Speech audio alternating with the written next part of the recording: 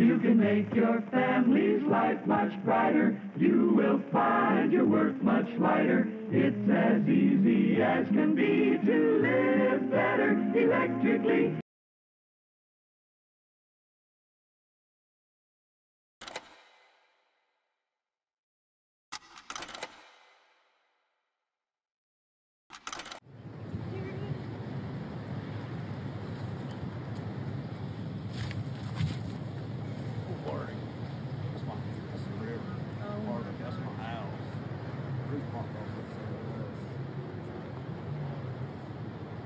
Buck Thrillkill, a retired service member from Fayetteville, has been in Creston for more than a week, helping cleanup efforts. Debris, trees, everything, and it's under the water. Any little single piece of rebar sticking up will catch any and everything that comes by. He and other volunteers in canoes, excavators, and waders have been pulling out items blocking waterways. Those things are redirecting water in new directions. The springtime, when it thaws, all of this flooding is going to happen all over again. The locals know it. The third part of this report is going to be a little different, as it concerns something that goes far beyond a hurricane flooding the mountains of western North Carolina and eastern Tennessee. But I just wanted to say up front that it's already starting to dip below freezing temperatures there, and there are people who are sleeping outside of their destroyed homes in tents right now. We have been getting messages from people who are extremely concerned about the toxicity of the water and mud that has now moved through western North Carolina and eastern Tennessee. But they don't have water to do the cleanup process with. So they're moving mud by hand. They're picking up equipment. They've been warned that some of what's inside may, in fact, even be toxic. So they're doing the best they have with some of the supplies they have. But many of the people behind me here, these are not experts in this kind of cleanup. They are the artists, the business owners themselves, doing the best with what they have. He says a horse from a farm next to this bridge has died from drinking this contaminated water and eating hay bales that were sitting in the flood. There's cattle lifestyles up here, people raising beef, horses. Every bit of hay you'll drive down the road to see round bales of hay and go, oh, they're good to go. No, it's no good.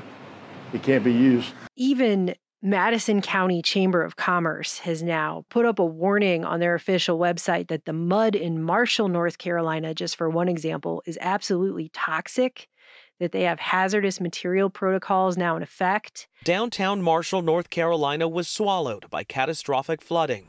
Now what remains is covered in a thick coat of mud and debris that's considered hazardous. Some of the volunteers that are starting to come in here are having to wear hazmat suits because all of the mud and all the debris is now considered to be hazardous. And that everyone should be using caution anywhere where there is mud or water. It says an abundance of solvents or caustic chemicals is eating people's clothing, and that people are getting chemical burns from coming into contact with this mud, and that it's contaminated with household chemicals, fuel oils, gas, animal and human waste, trash. They're saying there's syringes in there, garden chemicals, pesticides, all kinds of stuff is now in this mud. And they're saying PPE is now mandated for working with it, including respirators. Don't go in the mud. Use caution and avoid floodwater and mud unless absolutely vital. So there's a secondary issue that is now developing here, and it's also making people ill. I have people writing me who know people that are working in Lake Lure that are getting sick. There are messages being posted on Facebook groups about people coming down with respiratory illnesses and pneumonia-like illnesses that are not pneumonia, and they're having lung pain. I don't think people realize how toxic, how absolutely toxified this area is. And you can see how deep it is to the altar. For 24 hours, 4 to 5 feet of water flowed through the church before receding. I'm sick, but I'm not. I mean, I have some allergies going on. Now I have some internal stuff. Yeah. I felt like I had food poisoning, but it's been long enough that if I had food poisoning, it'd be past. And my husband's the same way, and I'm convinced we got bacteria or something from somewhere. I've been sick since it started, with an infection, lymph nodes and stuff that won't go away. I mean, but you drive down the roads, Just want to know, and Old Fort, I mean, it's a dust bowl. It's a dust bowl. And they think, how many of those homes have asbestos in them? Yeah. The insulation. There's potentially a huge environmental disaster happening in Asheville, North Carolina, and everyone downriver. This is reportedly the IPEX plastic PVC factory. Everything looks to be destroyed, and chemicals have been leaked into the French Broad River. It's probably the PVC, the powder form.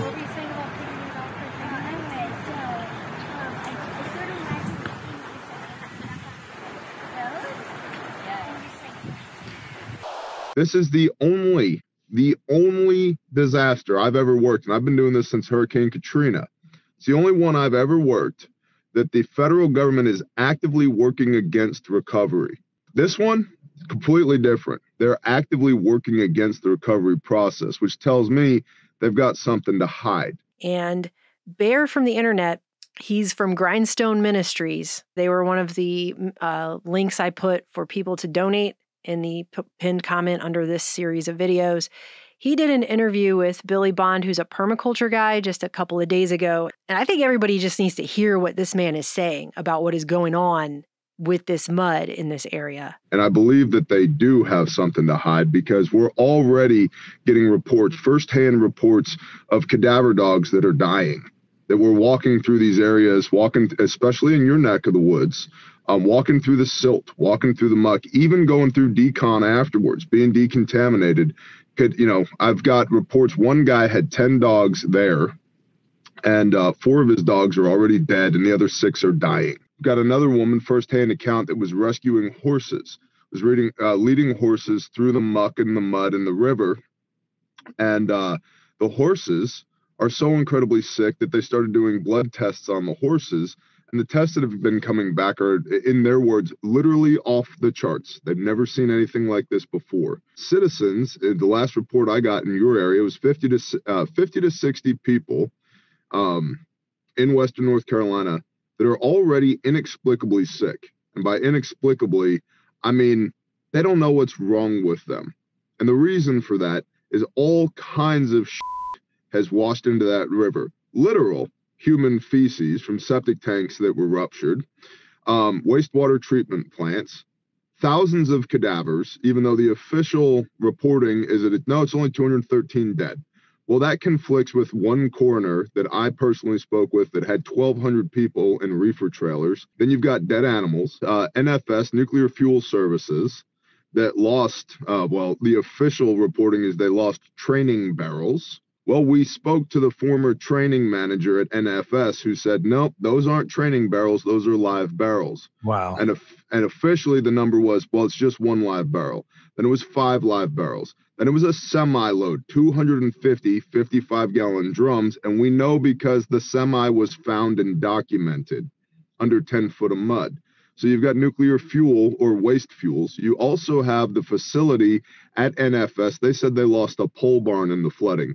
They didn't. They lost a 10,000 square foot decontamination unit and all the contaminated parts and all the decontamination equipment washed into the river. Then you've got a PVC plant. You've got multiple concrete plants, all of which washed into the river. There are hundreds of homes that should be condemned. And I'm not for the government condemning people's homes. These people do not need to be mucking out their homes. They don't need to be pulling out the insulation and the drywall down to bare studs and airing it out and starting over again, because the silt is deadly. The silt will kill you. And FEMA has been slow rolling this, and in conjunction with local and state emergency management has been slow rolling the announcement that, hey, the silt will kill you, because they want to cover up what will likely be a massive conglomeration of giant lawsuits. So I need to interject here because I just think some of the stories that are coming out right now in the wake of this hurricane are so odd. Like immediately they're telling everyone everything is fine. And I don't know how they could really know that. Case in point, you heard him talk about Nuclear Fuel Services. Nuclear Fuel Services is a company that sits basically 0.2 miles away from the Nolichucky River. It's like right there in Erwin, Tennessee, on the river. It's a major supplier of fuel for the U.S. Navy's nuclear-powered fleet, and it has been since the 1960s. However, back in 2021, they received a $57.5 million grant to reprocess weapons-grade uranium into nuclear reactor fuel. So that's what's been going on right there on the Nolichucky River in Erwin, Tennessee for several years now. And apparently, 13 days ago, somebody in the r/radiation subreddit posted this picture of a barrel reportedly found in the French Broad River in Asheville, North Carolina. And the barrel says B&W Y12 LLC, Oak Ridge, Tennessee, radioactive material on it. And so a week ago, you have this story coming out of WBIR-TV Knoxville. No, this barrel reportedly found in an Asheville river did not contain radioactive waste. Although at one time, it technically actually did, just not supposedly at the time that it went into this river. So what this debunking story claims is that, yes, this actually is a barrel that originated in the Y12 National Security Complex in the Oak Ridge, Tennessee facilities that process uranium. And yes, some of these barrels did end up in Erwin at Nuclear Fuel Services. And yes, they were kept in a warehouse off-site that was actually heavily damaged in the floods, resulting in some NFS property being carried away by floodwater, but it's just empty, clean containers and training equipment and protective equipment. And even though it says fissile radioactive material on this barrel's empty and clean. And so it's fine. It's basically what it says. It's basically this, yes, but no, it's fine. Everything's fine. Don't worry about it. And I just think it's interesting how quickly they were saying everything is totally fine with this facility. So the timeline on this storm in western North Carolina and eastern Tennessee is that it moved inland, degenerated into a post-tropical cyclone over Tennessee on September 27th. It stalled out there and sat there all day on the 28th and didn't dissipate until the following day on the 29th. But somehow, by 5:25 p.m. on Saturday the 28th, while the storm is still stalled out over Tennessee for the rest of that day and part of the next day before it dissipated, on that day, Nuclear Fuel Services, located right next to the Nolichucky River, is already telling everyone their nuclear materials are safe, it's all safe, following the flooding that was presumably still ongoing at that time. You see what I'm saying? Do you see why that comes off as just a little bit odd? It has changed forever, so it's not going to go back to how it was.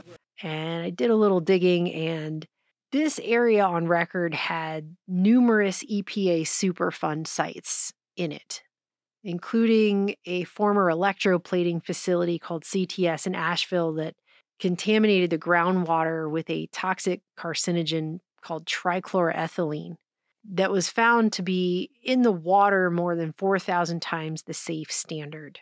And they're still in the process of trying to clean that up and monitor that.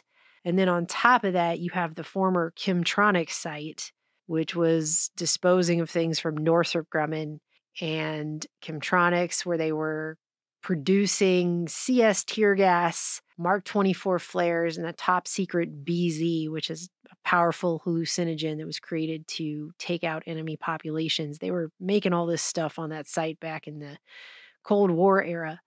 And the disposal methods of these things are horrifying. You had drums of BZ and CS just being buried on the site. You had liquid chemicals being dumped down the drains and fed into nearby streams, and explosives being incinerated on site in what the EPA referred to in documents as the acid pit area.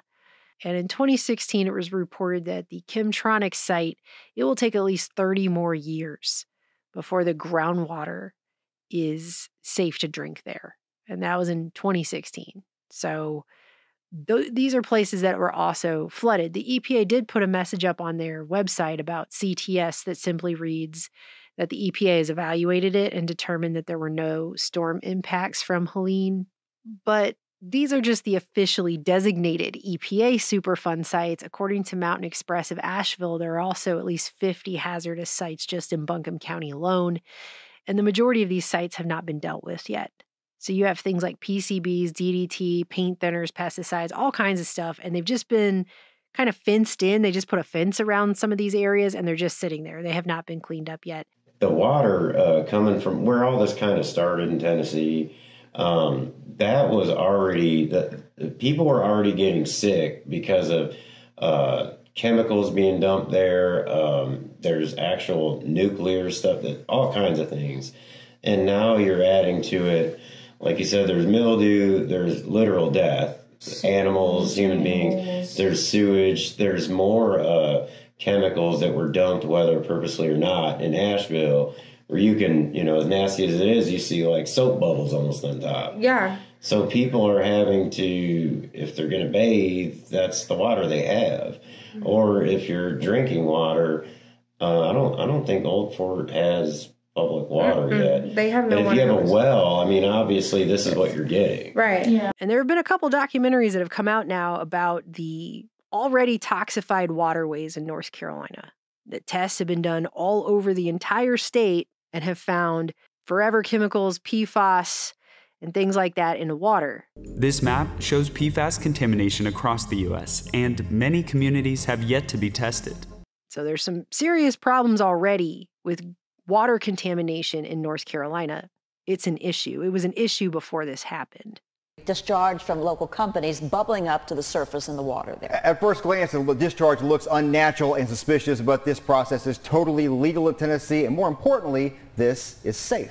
And even just a quick search on the internet will show you that Tennessee had a lot of water issues going on prior to this event as well. But the Tennessee Department of Environment and Conservation put out a temporary water contact advisory for East Tennessee areas affected by the flooding on October 2nd. And it says here they're advising the public to avoid all contact with water bodies affected by the extreme flooding in East Tennessee, which applies to surface waters in the Nolichucky, French Broad, Pigeon, Doe, and Watauga River watersheds, as well as any other waters that were affected by this flooding. And it says here, in the aftermath of unprecedented flooding caused by Hurricane Helene, several wastewater treatment plants have been compromised and are temporarily unable to completely treat effluent before it enters receiving waters. In addition, sewer line crossings may have been severed or damaged, allowing raw sewage to enter streams, and individual septic systems may be compromised across the region. And they're saying it's issued out of an abundance of caution. They don't have any specific data, and I don't think they would by October 2nd. But they also have not updated this since then, which means that this advisory is still in effect and has been in effect this entire time. And it's also been reported one of the main wastewater treatment plants that services Spruce Pine, North Carolina, and Mitchell County was completely destroyed. Wastewater treatment plant located just north of Main Street is entirely out of operation, which serves several thousand people in Spruce Pine, along with multiple Mitchell County schools and some county residents. And they're trying to do an education campaign right now to tell people not to flush because whatever they're flushing down the toilet is likely ending up directly in rivers and streams. And it says that two of the buildings that were here floated away, and the remaining treatment tanks have taken on a gangrenous green color. And this facility was built directly on the river. So all of that stuff just went right into the water. It says in this article, once again, that residents should take heed when approaching or working in water and streams that could be contaminated by this flood. North Carolina State Senator Ralph Hayes gave a press conference apparently last week, and he said that treatment plant is gone. He said that it does not exist, it is completely unsalvageable, and that it's going to likely take 4 years to build a new one. So all of those, there was 15,000 people in Spruce Pine, and thousands of people now are going to be without wastewater treatment facilities for years now.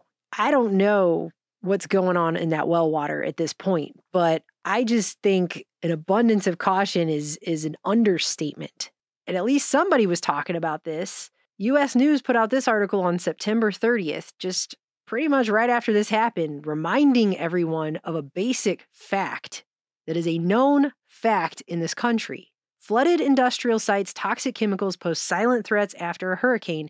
In disasters like Helene, residents may not hear about releases of toxic chemicals into water or air until weeks later, if they do at all. Hundreds of industrial facilities with toxic pollutants were in the path of Helene, and near the coast and into Georgia, for example, it swept over paper mills, fertilizer factories, oil and gas storage facilities. And it mentions here that paper mills are some of the most polluting industries on the planet.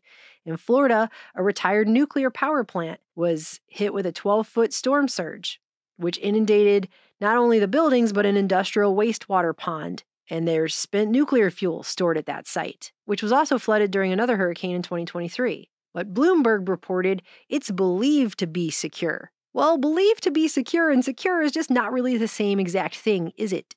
And then it goes on to say that more rain was dumped on industrial sites in the Carolinas and Tennessee, some near waterways that quickly flooded with runoff into the mountains. In disasters like these, the industrial damage can unfold over days, and residents may not hear about releases of toxic chemicals into the water or air until days or weeks later, if they find out at all.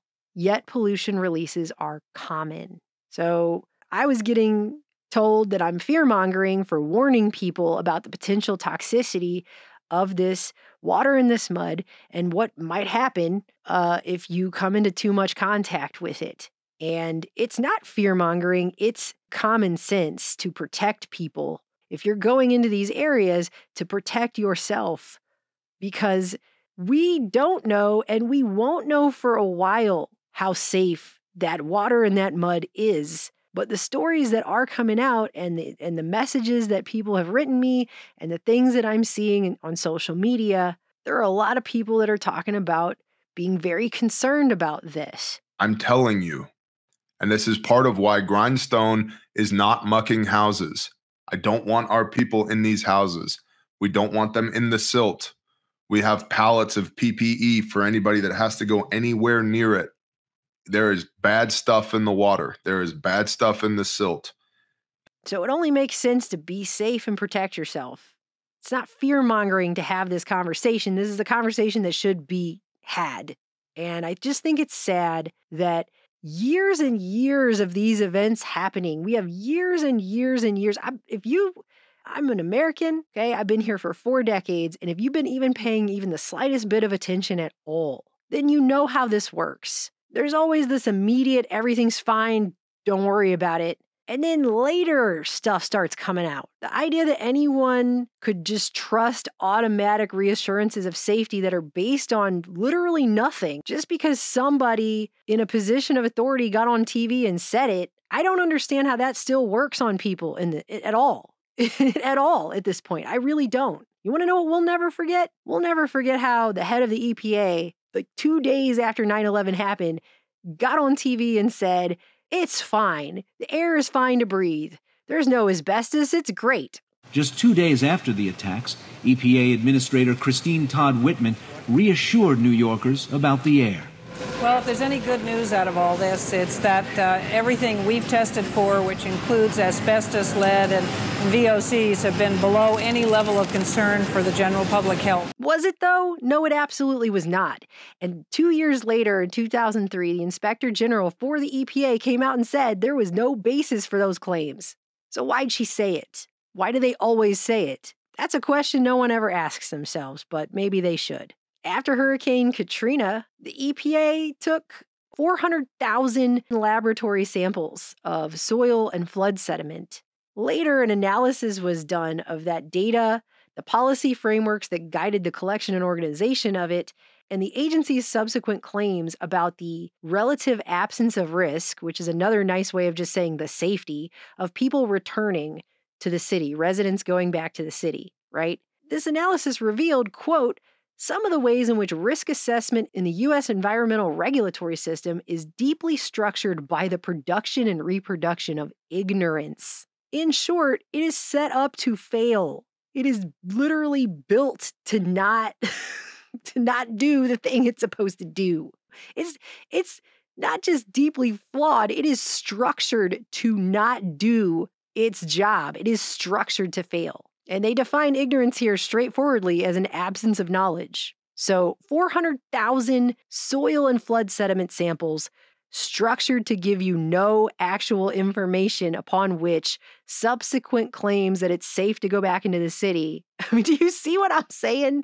No one fails that hard. No one fails that hard. Again, that's not incompetence. What we're talking about here is not incompetence. So you need to protect yourself. If you are in this area and you're getting around this mud, stay out of the water. Don't drink the water. Again, soil samples and water samples. There will be class action lawsuits from this. There will be. Start doing your homework now. as happens with these disasters, everything is now kind of all over the place. We move past the fog of war stage on it, and now it's just this crazy free-for-all land where there's just narratives spinning off in 1,000 different directions, and it's very hard to keep up with what's important, what needs to be talked about. And there are a lot of different ways that we could go with this report at this point. I mean, we could spend a long time just digging into the fact that on record, FEMA was never created first and foremost to be a disaster response agency. And most people in the public don't even know this, but it was actually created to be a continuity of government agency. The forerunner of FEMA was the Federal Civil Defense Administration. And I found this old report from Wired back in 2017 that talked about how when FEMA was created in 1979, it actually brought together more than 100 programs from across other areas of government. And although it's publicly the agency that's known for coordinating the government's response to natural disasters, few people in the public understand that much of FEMA's resources go to its primary mission, which is not the public response to natural disasters, but is in fact coordinating the nation's post-apocalypse efforts, and that the majority of FEMA's funding and 1/3 of its workforce is actually hidden in the nation's classified black budget. Our times are perilous, almost unthinkably so. And it is for that very reason that we must think about it and do something about it, too. So the real focus of FEMA and its real budget is actually only known to about 20 members of Congress. And the cornerstone of FEMA's world, according to this article, is actually a deep underground bunker in Virginia's Blue Ridge Mountains called Mount Weather, where continuity of government is supposed to be taking place. And of course, if watching FEMA fail again and again and again for the umpteenth time in its disaster response on the ground is any indication, the government should probably be pretty concerned that this is the same agency that's in charge of its continuity if nuclear Armageddon or a meteor strikes or something. We could also spend this entire report discussing something we've covered extensively in the past, which was brought up again with President Biden's recent claims that the government doesn't control the weather. Now the claims are getting even more bizarre. Congresswoman Marjorie Taylor Greene, a congresswoman from Georgia, is now saying the federal government is literally controlling the weather. We're controlling the weather. It's beyond ridiculous. It's got to stop. This is a ridiculous claim on its face, and it's so easily disprovable, not just by a montage of people openly discussing it for decades now. The foundation for the development of a weather satellite that will permit man to determine the world's cloud layer and ultimately to control the weather, and he who controls the weather will control the world.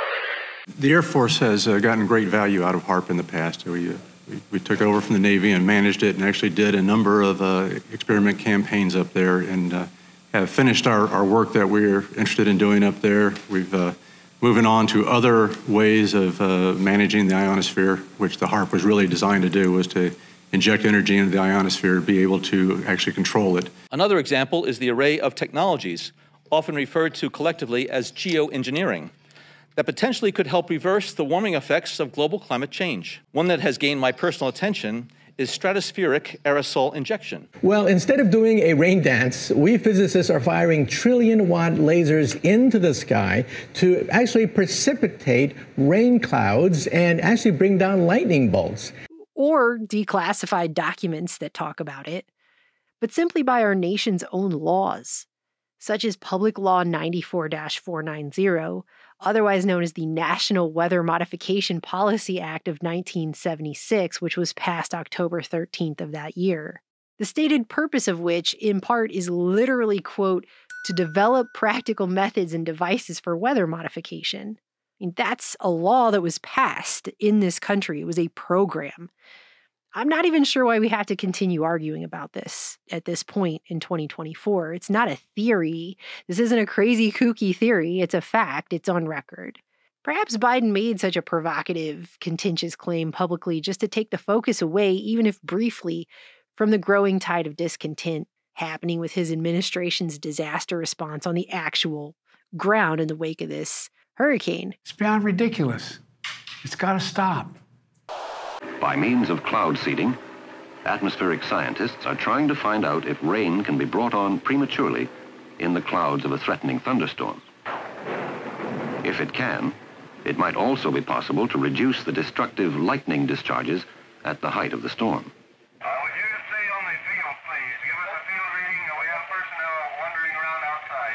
Records are kept of the frequency and types of lightning strokes of seeded and unseeded storms. Statistical analysis will tell if any significant modification has taken place. 89, that was a big one. Investigating the detailed nature of such processes is the prelude to the possible control of some of the harmful aspects of the weather. We're at this point in American history where trust in major institutions has fallen to all-time lows. And in an environment that's so shrouded in secrecy, this need-to-know basis we've all been living under since at least World War II, where transparency is nowhere to be found everywhere you look, speculation absolutely will proliferate. In that kind of environment, people are more likely to believe even fantastical conspiracies and just total, blatant, outright crazy lies over anything that's coming out of the institutions that have lost their trust. And really, those institutions only have themselves to blame for that lost trust. That's why transparency is important, and we don't have that. We don't have it anywhere.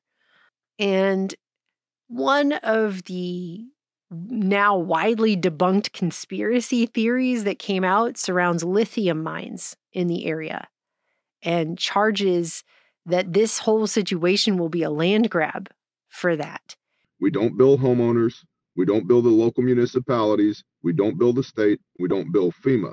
And as a result, nobody gets to tell us what to do because I don't receive money from any of those people. And that's very specific because I don't want to be under anybody's thumb. One area, Little Germany, where we have been working, a community that's been cut off was 70 homes and is now down to 40 people. With no electricity, no cell service, and roads washed away in Washington County's Little Germany this past week, radio communication has been used to contact those still living in the small community. That community has been intentionally cut off by the local government. Why? Because there's lithium underneath of the mountain they live on. But I digress. Check out the Facebook post from this woman who says Asheville sits on top of billions of dollars of lithium, so she believes the disaster there was man-made through what she calls geoengineering. And first of all, that's not possible. No one has ever created a hurricane before. And secondly, this rumor about the government trying to seize lithium, it's come up before after other disasters like the wildfires in Hawaii. The rumor was wrong then, and it's wrong now. Mining data shows North Carolina has no active lithium mines. And multiple mainstream fact checkers were really quick to jump all over that and point out the places where the mining of lithium is set to start soon are located far east of where the worst of this flooding took place. So the whole concern for everything just got written off and tossed in the dumpster of semantic arguments, which oftentimes happens. There'll be a fantastic claim, and there'll be one part of it that gets picked apart, and the whole rest of it will just get thrown in the garbage and never spoken about again. But it was actually looking into these claims that we found something that it doesn't really just affect North Carolina, but it actually does affect the entire country. And if you live here in America, it is no doubt coming soon to somewhere near you. And we both thought it would be important to have this conversation. Beginning in August 2024, the month before Hurricane Helene would devastate parts of western North Carolina and eastern Tennessee, Over the next year, you might notice what looks like a low-flying plane on a lollipop stick flying back and forth. A federal geological survey over the Carolinas begins this month. The survey will locate rare earth minerals and help public health officials monitor deadly toxins. That lollipop on a stick is a passive sensor, according to USGS physicist Angie Shaw. She's overseeing an initiative to map critical mineral resources, including those that help power electric vehicles like cobalt and lithium in the Carolinas and Virginia.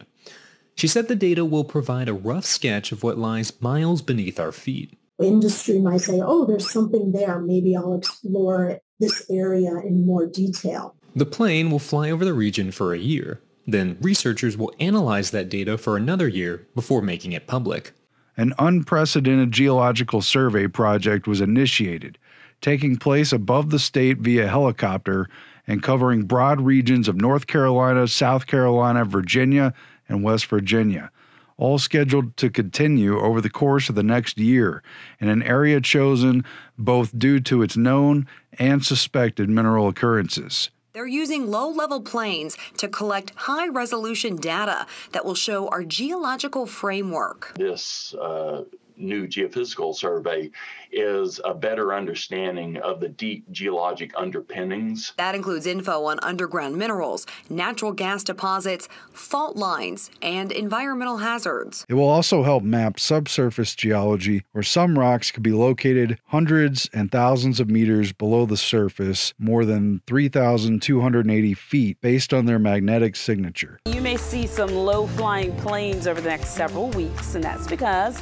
the United States Geological Survey plans to do the low-level flying to survey the state of South Carolina. USGS scientists will use the images above and below ground to better understand geology and natural resources in the state. As unprecedented things are happening there in North Carolina and the surrounding area, this article admits the survey was chosen due to both its known and suspected mineral occurrences. They are searching out these minerals as we speak. Well, geologists are known for their groundbreaking research, and recent efforts include locating critical earth mineral deposits, and that research is happening right now here in Siouxland. Geologists from Iowa, South Dakota, Nebraska, and Minnesota have embarked on a geological survey of the Spirit Lake tectonic zone that is buried, and they are collecting their data with the use of low-flying airplanes. And this survey is just one piece of the nationwide Earth Remapping Resource Initiative, also known as the Earth MRI, which is a response to an executive order from former President Donald Trump back in 2017. It amounts to a historic resurvey and remapping of the American continent that, based on this new paradigm, may fundamentally change the picture of the landscape in ways that haven't significantly changed in decades, maybe even centuries. There's this huge funding from the government that they're trying to allocate to the best way possible to understand the geology of the entire country. And this has been selected as one of those focus areas because there's potential for critical minerals in this area. I say that because wherever they find these minerals, everything in that area is going to drastically change. It may or may not respect current population zones as they search for these rare minerals that they claim they have to have. So with this new technology, they're able to look more than 3,000 feet below the ground to discover untapped sources of rare earth minerals in ways that weren't possible in the 20th century. 3D models and maps are important for improving our understanding of critical mineral and geothermal resource potential, as well as water resources and groundwater pathways near legacy mining areas. When integrated with other data sets, it can reveal the location of potential mineral formations and map groundwater resources that can support communities, industries, and the environment. Both methods map out geology underneath trees and vegetation, Shaw said. This is a way of passively seeing under the skin of the earth. By mapping out the faults, folds, and tectonic history surrounding a known lithium deposit, like that in Kings Mountain, North Carolina, scientists can learn more about the geologic context of the lithium. That can help geologists better understand perhaps where lithium is likely to occur. So you can find this stuff on the usgs.gov site. There are similar flights doing this imaging of the geology. It's been funded by the Bipartisan Infrastructure Law, and they're basically aggressively mapping mineral deposits all over. For sure in New Mexico, Nebraska, Kansas, Iowa, Wyoming's Laramie Mountains, Sioux Falls region of South Dakota, Minnesota, Iowa, Montana, Idaho, Alaska, and in an earlier phase in Alabama, Florida, in Georgia, Nevada, Utah, Arizona, Arkansas, Illinois, Indiana, Kentucky, Colorado, New York, and I'm sure in time, if they haven't already covered the rest of the places, there's a good chance they will. They're looking for this stuff essentially everywhere that it might be. Some people in south central Pennsylvania may soon notice a low-flying helicopter or airplane in the sky. These flights are all part of a new survey by the U.S. Geological Survey. The massive survey marks an unprecedented change for our nation at large. Changes that North Carolina is now ground zero for, as the age of lithium is now upon us. An age of global reliance on relatively tiny amounts of rare earth element minerals. In fact, 2024 was promoted as the potential year for lithium. Have more time for fun and pleasure, family moments you will treasure. It's an opportunity to live better electrically. Electric vehicles, cell phones, laptops, e-bikes, and other green energy technologies, including solar panels, and more. All of this is part of a global economy reliant upon rare earth minerals, most notably lithium, but also a couple dozen others. And in turn, American interest in so-called energy security are moving desperately to maneuver and source these essential minerals for the digital age, which are, at the present time, heavily dominated by China. That point's been talked up a lot. The race for rare earth minerals has been placed into a new Cold War 2.0 context. The narrative all over the West is that China is poised to be the new world superpower by 2050 without another war or firing a single shot, but simply by dominating the world's rare earth minerals market. Rare earths could be the key to a transition to green energy. The rock from these mines are turned into building blocks or magnets that are used in everything from iPhones to Teslas, and Beijing has a dominating hand over them. Last month, China imposed export controls on gallium and germanium, stoking fears that it could block exports of rare earths next. So, what would happen then?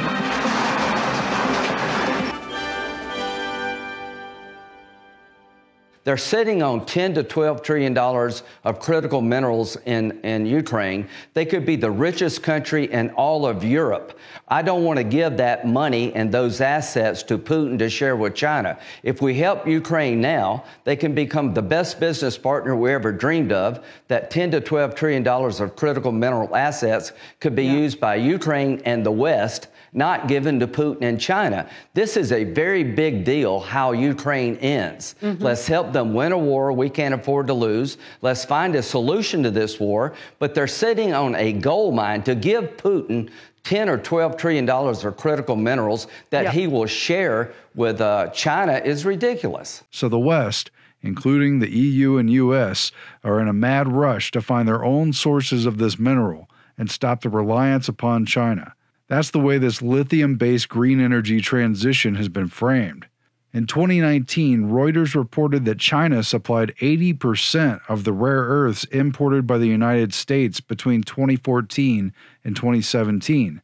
And this article was cited by Eric Schmidt in his National Security Report on AI. This is part of everything they're working towards. This is a national security plan that involves the technology. It's in response to this idea that China is controlling the supply of these rare earth minerals. Piedmont CEO Keith Phillips noted that in just 2022 alone, $33 billion has been announced for electric vehicle battery manufacturing plants in the United States, which would require 500,000 metric tons of lithium annually, an amount, he told CNBC, that is more than all the lithium hydroxide produced in the world currently. So clearly, the industry is facing a critical resource shortage. The need is we are going to need exponentially greater numbers of critical minerals than we use today. Just to give you a couple of examples, 42 times the amount of lithium that we use today, we will need by 2050, 25 times the amount of manganese. The numbers are staggering. That's the need.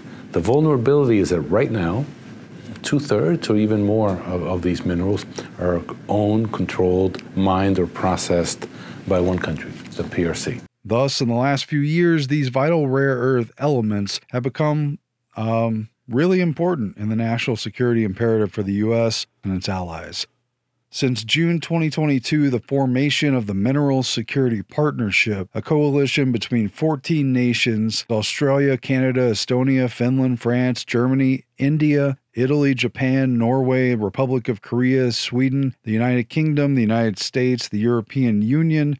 They're all in partnership with representatives of BlackRock, Goldman Sachs, Citigroup, Rio Tinto, and Anglo American, who strategize, quote, breaking China's chokehold over rare earth minerals that are non-negotiable for the high-tech sector. DARPA and several branches of the federal government are focused on these rare earth minerals, the critical linchpin of the clean energy future.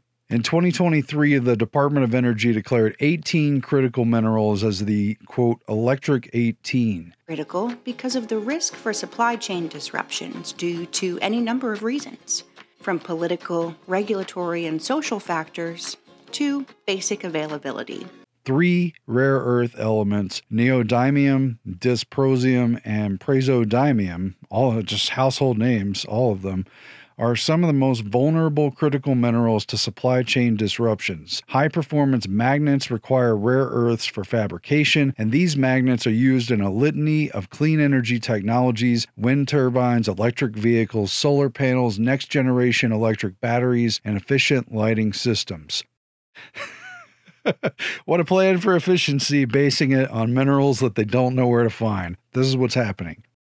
And the United States has only one active mine and processing site for these rare earths. I guess depending on what you read, there's a little bit of conflicting information. But they're referring to Mountain Pass, California, whereas China, once again, is responsible for the most processing and refining of rare earth elements globally. In an executive order on America's supply chain signed by Biden last year, a review was ordered in the vulnerabilities of our critical mineral and material supply chains. In June, the Biden-Harris administration released a first-of-its-kind supply chain assessment that found our over-reliance on foreign sources and adversarial nations for critical minerals and materials posed a national and economic security threat. So it is interesting that in a bipartisan way, they're changing tack. I mean, I don't really know why it ever made sense for the U.S. to be so dependent on foreign sources of anything. Food, minerals, raw materials, but especially from a potentially hostile nation, rival superpower. Why did it ever make sense to be reliant upon someone else for a country so large and so full of potential? I mean, everyone has the same question in their mind. The review and other related reports have zeroed in on lithium for electric batteries, one of the most reoccurring aspects of this. A June 2021 report referred to innovations essential to military preparedness, like highly specialized lithium-ion batteries that require an ecosystem of innovation skills and production facilities that the United States currently lacks. And this again, as the United States has only one active mining and processing site for rare earths located in Mountain Pass, California. This is all about to change, and drastically.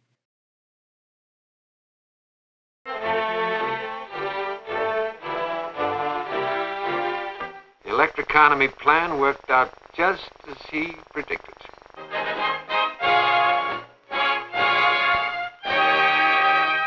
Billions of dollars are now being funneled into transforming America for the new green future. In the past couple of years, while everyone's been distracted with COVID, inflation, the election, there's been this mad dash to locate rare earth minerals for potential mines all over this country. The state of Alabama will soon be an even bigger part of the automaking industry thanks to a rare earth mineral found deep in east central Alabama, which North Carolina in particular is at the center of, and we're going to go into detail on that in a moment. But this is happening all over this entire nation right now, in practically every state. We're seeing a renaissance throughout the whole country, says Virginia McLemore, an economic geologist at the New Mexico Bureau of Geology and Mineral Resources. In the places where mining and processing of minerals itself isn't happening, you have EV battery manufacturing or recycling facilities that are popping up everywhere. Michigan, long the automotive manufacturing capital of the United States, is now getting pumped with investment both publicly and privately to build out a series of battery manufacturing plants that will power the wave of electric vehicles coming to market. In 2022, Vice reported on the U.S. Department of Energy investing millions of dollars into transforming America's Rust Belt into the Lithium Belt, which is an area that covers the majority of the Appalachian Basin. As part of the Battery Materials Processing and Battery Manufacturing and Recycling Program, the DOE is enabling $16 billion in investment to bolster domestic EV battery supply chains, including manufacturing, processing, and recycling. In September 2024, they just announced another $3 billion in investments, and there are projects all over the country for this, including expanding commercial-scale facilities to extract lithium, graphite, and other battery materials, and for battery component manufacturing. And there's a map they have on their website that shows where all these projects are all over the country. And there are so many opening up in South Carolina right now, just by the way, that you can barely see the state on the map. Deep inside a northern Nevada volcano, deposits of what some are calling white gold or the new oil. There is plenty of lithium, and it's a vital part of flipping the switch towards more earth-friendly battery-powered technology. Called white gold. That's because it's solid and it's white and it's silvery, and because of its potential economic value. This surge to exploit deposits for mining across the U.S. is basically like the new gold rush of the 1800s, except for lithium and other rare earth minerals. And it's coming with great controversy. These locations are rapidly being put into operation, and it doesn't really matter if it bumps up against local community concerns for pollution or the tainting of groundwater or other environmental problems or not.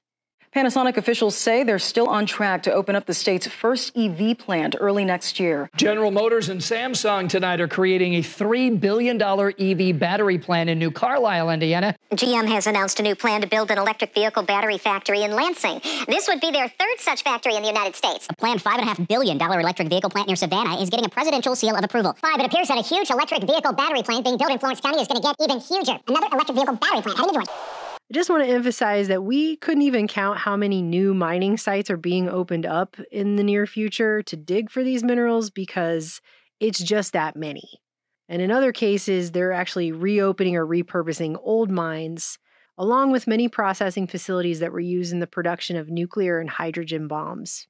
Many of these same elements are actually involved, including the frequent interaction between lithium and forms of fluoride, many of which are outright poisonous or have proven to be detrimental to the environment. Just last month, it was reported that Hyundai's $7.6 billion EV plant in Georgia, which has been backed at every level of government, including the Republican governor, including officials in the Biden administration through the tax credits, was being protested by farmers and other residents who say that the 4 million gallons of water a day that this plant expects to use could drain the local aquifer and worsen the region's flooding. Not only do we not want to buy the product that's being made, said Amanda Wilson, a local anti-development activist, about the electric vehicles being produced there, but it's forcing us out of the way that we live. The Savannah fight shows how clean energy projects supported by the climate law are reshaping communities and ironically facing backlash for potential harm to the environment. And it's just kind of ironic because we've been lectured at for years about conservation, water conservation, how much drought is going on. And so the answer is to build plants that literally require millions of gallons of water a day. And people are protesting this. So it isn't just the impacts of the mining itself, but concerns regarding how much water these processes are going to require from already depleted water resources and what will happen to the quality of water in the nearby areas. And we're not just talking about the concerns over potentially tainting the groundwater, but Concerns over the threat of salinizing freshwater sources, which could just make the water there undrinkable. I mean, there are some real issues around this. And North Carolina itself is a special case in this new gold rush for America's supply of lithium. On today's episode, where will EV lithium come from? In the future, North Carolina. This North Carolina lake sits on top of one of the largest hard rock lithium deposits in the U.S. Kings Mountain we believe to be a top-tier, top quartile resource capable of supplying at least 1 million, if not more, electric vehicles with its feedstock. That mine, currently covered in 150 feet of water, was previously open from the late 1930s until the 1980s, when mining in Chile was seen as more cost-effective. When we are done, it'll look very similar to what it looked like before. There will be trucks and shovels. There will be a limited amount of blasting, and it will be a conventional hard rock mining operation. At Kings Mountain, hard rock will be broken, crushed, and turned into a concentrate resembling sand. We need to get the green stuff out, and that will produce what's called a spodumene concentrate. That concentrate will be transported to Albemarle's soon-to-be-built $1.3 billion processing facility in South Carolina. A new lithium mine could be coming to Gaston County. Piedmont Lithium announced today, years after the company applied, the state has approved its mining permit. The North Carolina area lithium being discovered back in the 1950s when this was used to make atomic bombs. The companies producing the lithium compound for the government are believed to be on 5-year contracts, most of which expire in the coming year. But industry officials appear confident that the Atomic Energy Commission will not cut orders so drastically that the economic health of the producers would be seriously affected. The metal, they feel, is too vital to national defense to allow its producers to suffer. And interestingly, I came across this 1958 article in the Winston-Salem Sentinel about how during the International Geophysical Year, they put out a report that over Antarctica, they were finding the glow of lithium atoms in the upper atmosphere. Scientists were suggesting the atoms got there from explosions of hydrogen bombs, and they were able to then trace the lithium back to the mines in North Carolina. And at the time, they didn't know lithium was being used in these bombs when this report came out. But they were able to figure it out and figure out where it came from because it was one of the only places they were mining lithium at the time. Think about this like a big chunk of chocolate chip cookie dough. We're after those chocolate chips, which is the spodumene. And when we pull those chocolate chips out, those chocolate chips will eventually be sent to the Megaflex. And that's where they're going to extract cocoa, which is the lithium. So Charlotte, North Carolina-based Albemarle has been working on restarting an old lithium mine in Kings Mountain to be operational sometime between next year and 2030, with plans to build a lithium processing plant in the area. In September of 2023, it was announced the DoD entered a $90 million agreement with Albemarle to reopen the dormant Kings Mountain lithium mine using funds appropriated from the Inflation Reduction Act. And then in August of 2024, BlackRock Inc., who you'll recall is part of the Mineral Security Partnership, spent some $200 million to purchase an additional 2 million plus shares of Albemarle, bringing BlackRock's total holdings in the company to over 12 million shares. On the other hand, you have Piedmont Lithium, which is the supplier of Tesla, announcing in April 2024 that the North Carolina Department of Environmental Quality had approved the company's mining permit for its Gaston County project in Belmont for the construction, operation, and reclamation of the proposed Carolina Lithium project. And Piedmont's president and CEO, Keith Phillips, said, "We plan to develop Carolina Lithium as one of the lowest cost, most sustainable lithium hydroxide operations in the world and a critical part of American electric vehicle supply chain. The project is expected to contribute billions of dollars of economic output and several hundred jobs to Gaston County and North Carolina's growing electrification economy." Piedmont has chosen nearby Etowah in eastern Tennessee as a location of what is currently expected to be the largest lithium hydroxide processing plant in the U.S. Tennessee will soon have the largest lithium processing plant in North America. Piedmont Lithium is building a facility near Chattanooga to support the growing domestic industry of electric vehicles. Mid-North Carolina is poised to become the nexus point not only for lithium mining, but also for lithium processing sites, as well as EV battery manufacturers and electric vehicle production plants that are rapidly popping up in many parts of North Carolina and nearby eastern Tennessee, and in parts of South Carolina and parts of Georgia. And these production facilities are trying to form a completely integrated head-to-toe operation. We plan to develop Carolina Lithium as one of the lowest cost, most sustainable lithium hydroxide operations in the world, and as a critical part of the American electric vehicle supply chain. Carolina Lithium is a highly strategic project, located within both the renowned Carolina 10 spodumene belt and the U.S. battery belt. The project is being designed as a fully integrated mining, spodumene concentrate, and lithium hydroxide manufacturing operation. There are currently no such integrated sites operating anywhere in the world, and the economic and environmental advantages of this strategy are compelling.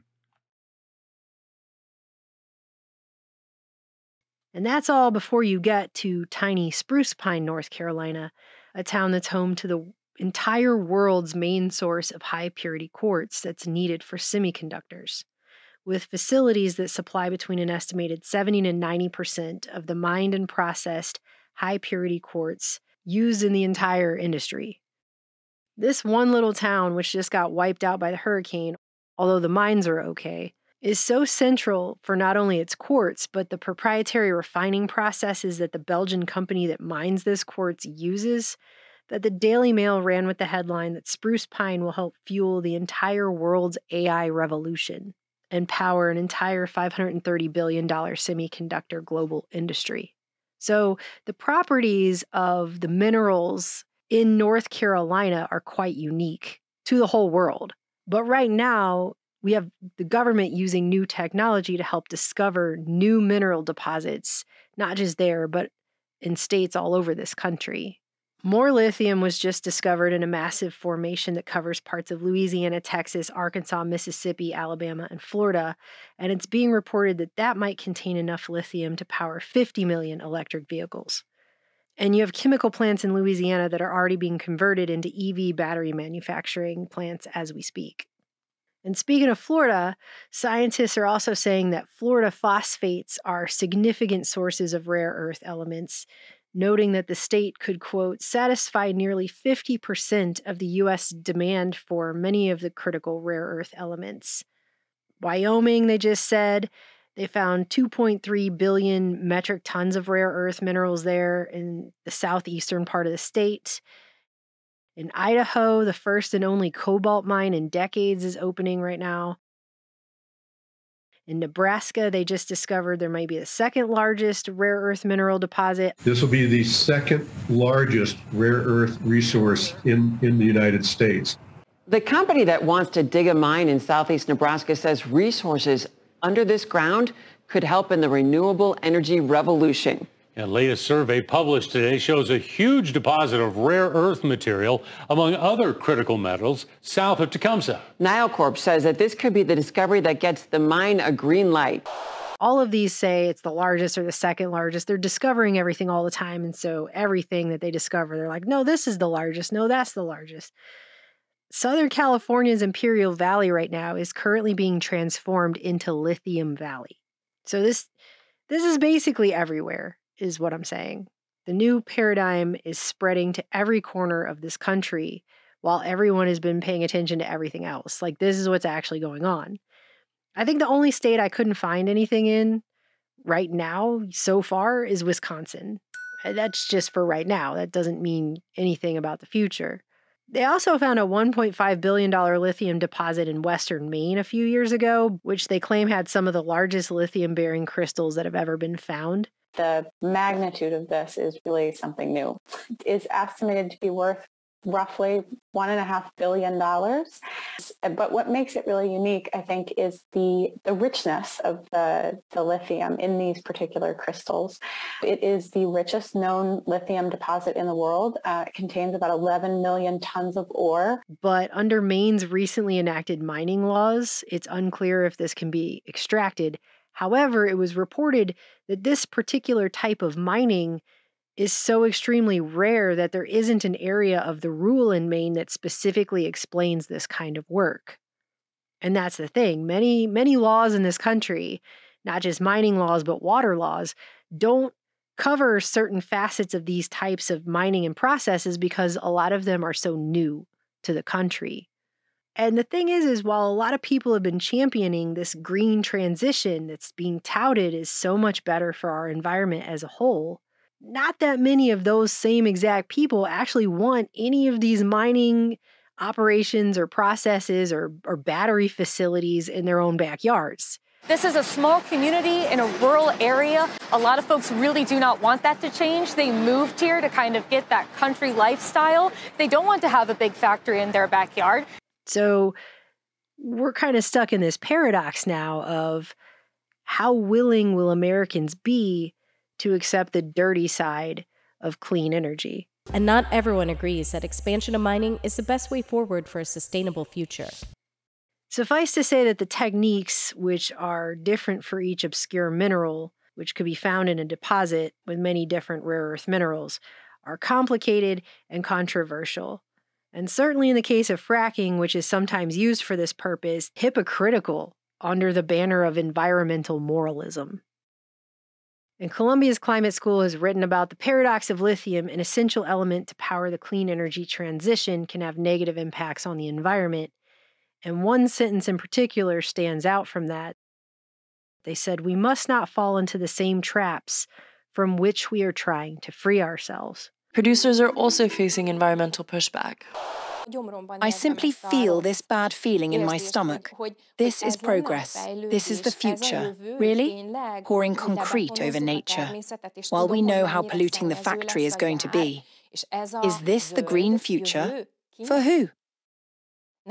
I'm sure not for us. So you have protests now that have been going on against lithium mining all over the world. In Chile. A protest by several hundred people in northern Chile on Wednesday blocked access to the Atacama Salt Flat, the world's largest lithium deposit, where domestic producer SQM and U.S. firm Albemarle extract the metal. Serbia, where they recently signed a memorandum of understanding with the German government and the EU.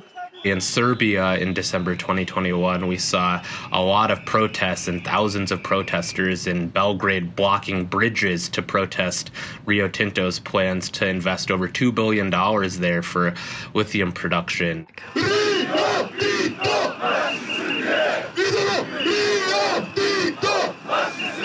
German Chancellor Olaf Scholz paid a surprise visit to Belgrade a few weeks ago to sign a major lithium mining deal with Serbian President Aleksandar Vučić in a bid to reduce the EU's dependency on China. Germany has ambitions to build 15 million electric vehicles by 2030 to keep its automobile industry afloat, which the German economy is largely dependent upon. But widespread protests are planned across Serbia this weekend, with more than half of the Serbian population rejecting plans to mine in the Jadar Valley. These plans are not only controversial due to the environmental cost of mining, but also because of the politics. So it seems that the EU just wants to keep the dirty work outside of its own backyard. In Portugal, she points to where the mine's perimeter would be. I worry about the destruction it could cause and it ruining our lives. We are here in a little corner of the world that they're going to damage. Opposition to the mine runs strong. Signs against it, like this one, are found across the community. That's despite the promise of jobs. Most of the fields we rely on are in the perimeter of the proposed mine. It is not green, it is not sustainable, it is not going to benefit us, and it is going to destroy one more region, rich in water and pure air. The mine could stretch over more than 500 hectares, which could spoil the landscape of a village listed as World Agricultural Heritage. And there have been a lot of protests happening here as well, mostly by Native American groups in states like Arizona and Nevada, who don't want to see their sacred sites and their water resources tainted or destroyed. From Nevada Public Radio, I'm Joe Shaneman. It's State of Nevada. The fight over Thacker Pass, a lithium-rich area in northern Nevada, has been raging for months. The state and Lithium America, the company that would be the prime mine investor, say the mine could operate without hurting the environment or people. The state approved licensing in February of 2022, But the people of the Paiute, Shoshone, and Washoe tribes have been protesting because of the area's spiritual and historical significance. Those opposed to the mine have argued the approval was fast-tracked without a complete environmental review. In June 2024, it was just reported that Utah had to stop its lithium mining project, ironically called the Paradox Lithium Project, situated along the Green River near Moab in the Four Corners area, after a coalition of environmental groups successfully petitioned the state to reconsider its application. Because the wells that they need to use here would require the company to drill through a Cold War-era uranium mill that had contaminated the groundwater beneath it. So they would literally have to drill through a radioactive aquifer. Environmental groups are concerned that radioactive water is going to seep into the Colorado River. And you have Kyle Roerink, who's the executive director of the Green Basin Water Network, calling Utah's water laws outdated and inadequate when it comes to these relatively new large-scale lithium projects, stating that current Utah water statutes did not foresee these types of applications. Our laws haven't caught up with the reality of what's happening to our planet. And that's what I was talking about earlier. A lot of our laws are not brought up to standard when it comes to some of these projects. Meanwhile, you have a new lithium company called Waterleaf Resources, which is a subsidiary out of California's Lilac Solutions, that wants to siphon 73 billion gallons of water, enough to support 500,000 households, out of the already depleted Great Salt Lake to extract lithium, with promises that it's going to put all the water back after they've taken the lithium out, supposedly using an experimental new process that won't taint that water. The company's application has already been protested by people who are wondering why a private business should be allowed to use so much water from the lake when farmers and cities have had to make such significant cuts to save that water. You have companies exploring an area near the Montana-Idaho border with the potential for a multi-billion-dollar operation at a mine near Sheep Creek and the headwaters of the West Fork of the Bitterroot River. But the residents of that valley are extremely concerned. The environment is going to be destroyed and their way of life. And you've got a lead scientist and general manager of MPG Ranch quoted here. He's the head of a biological research station.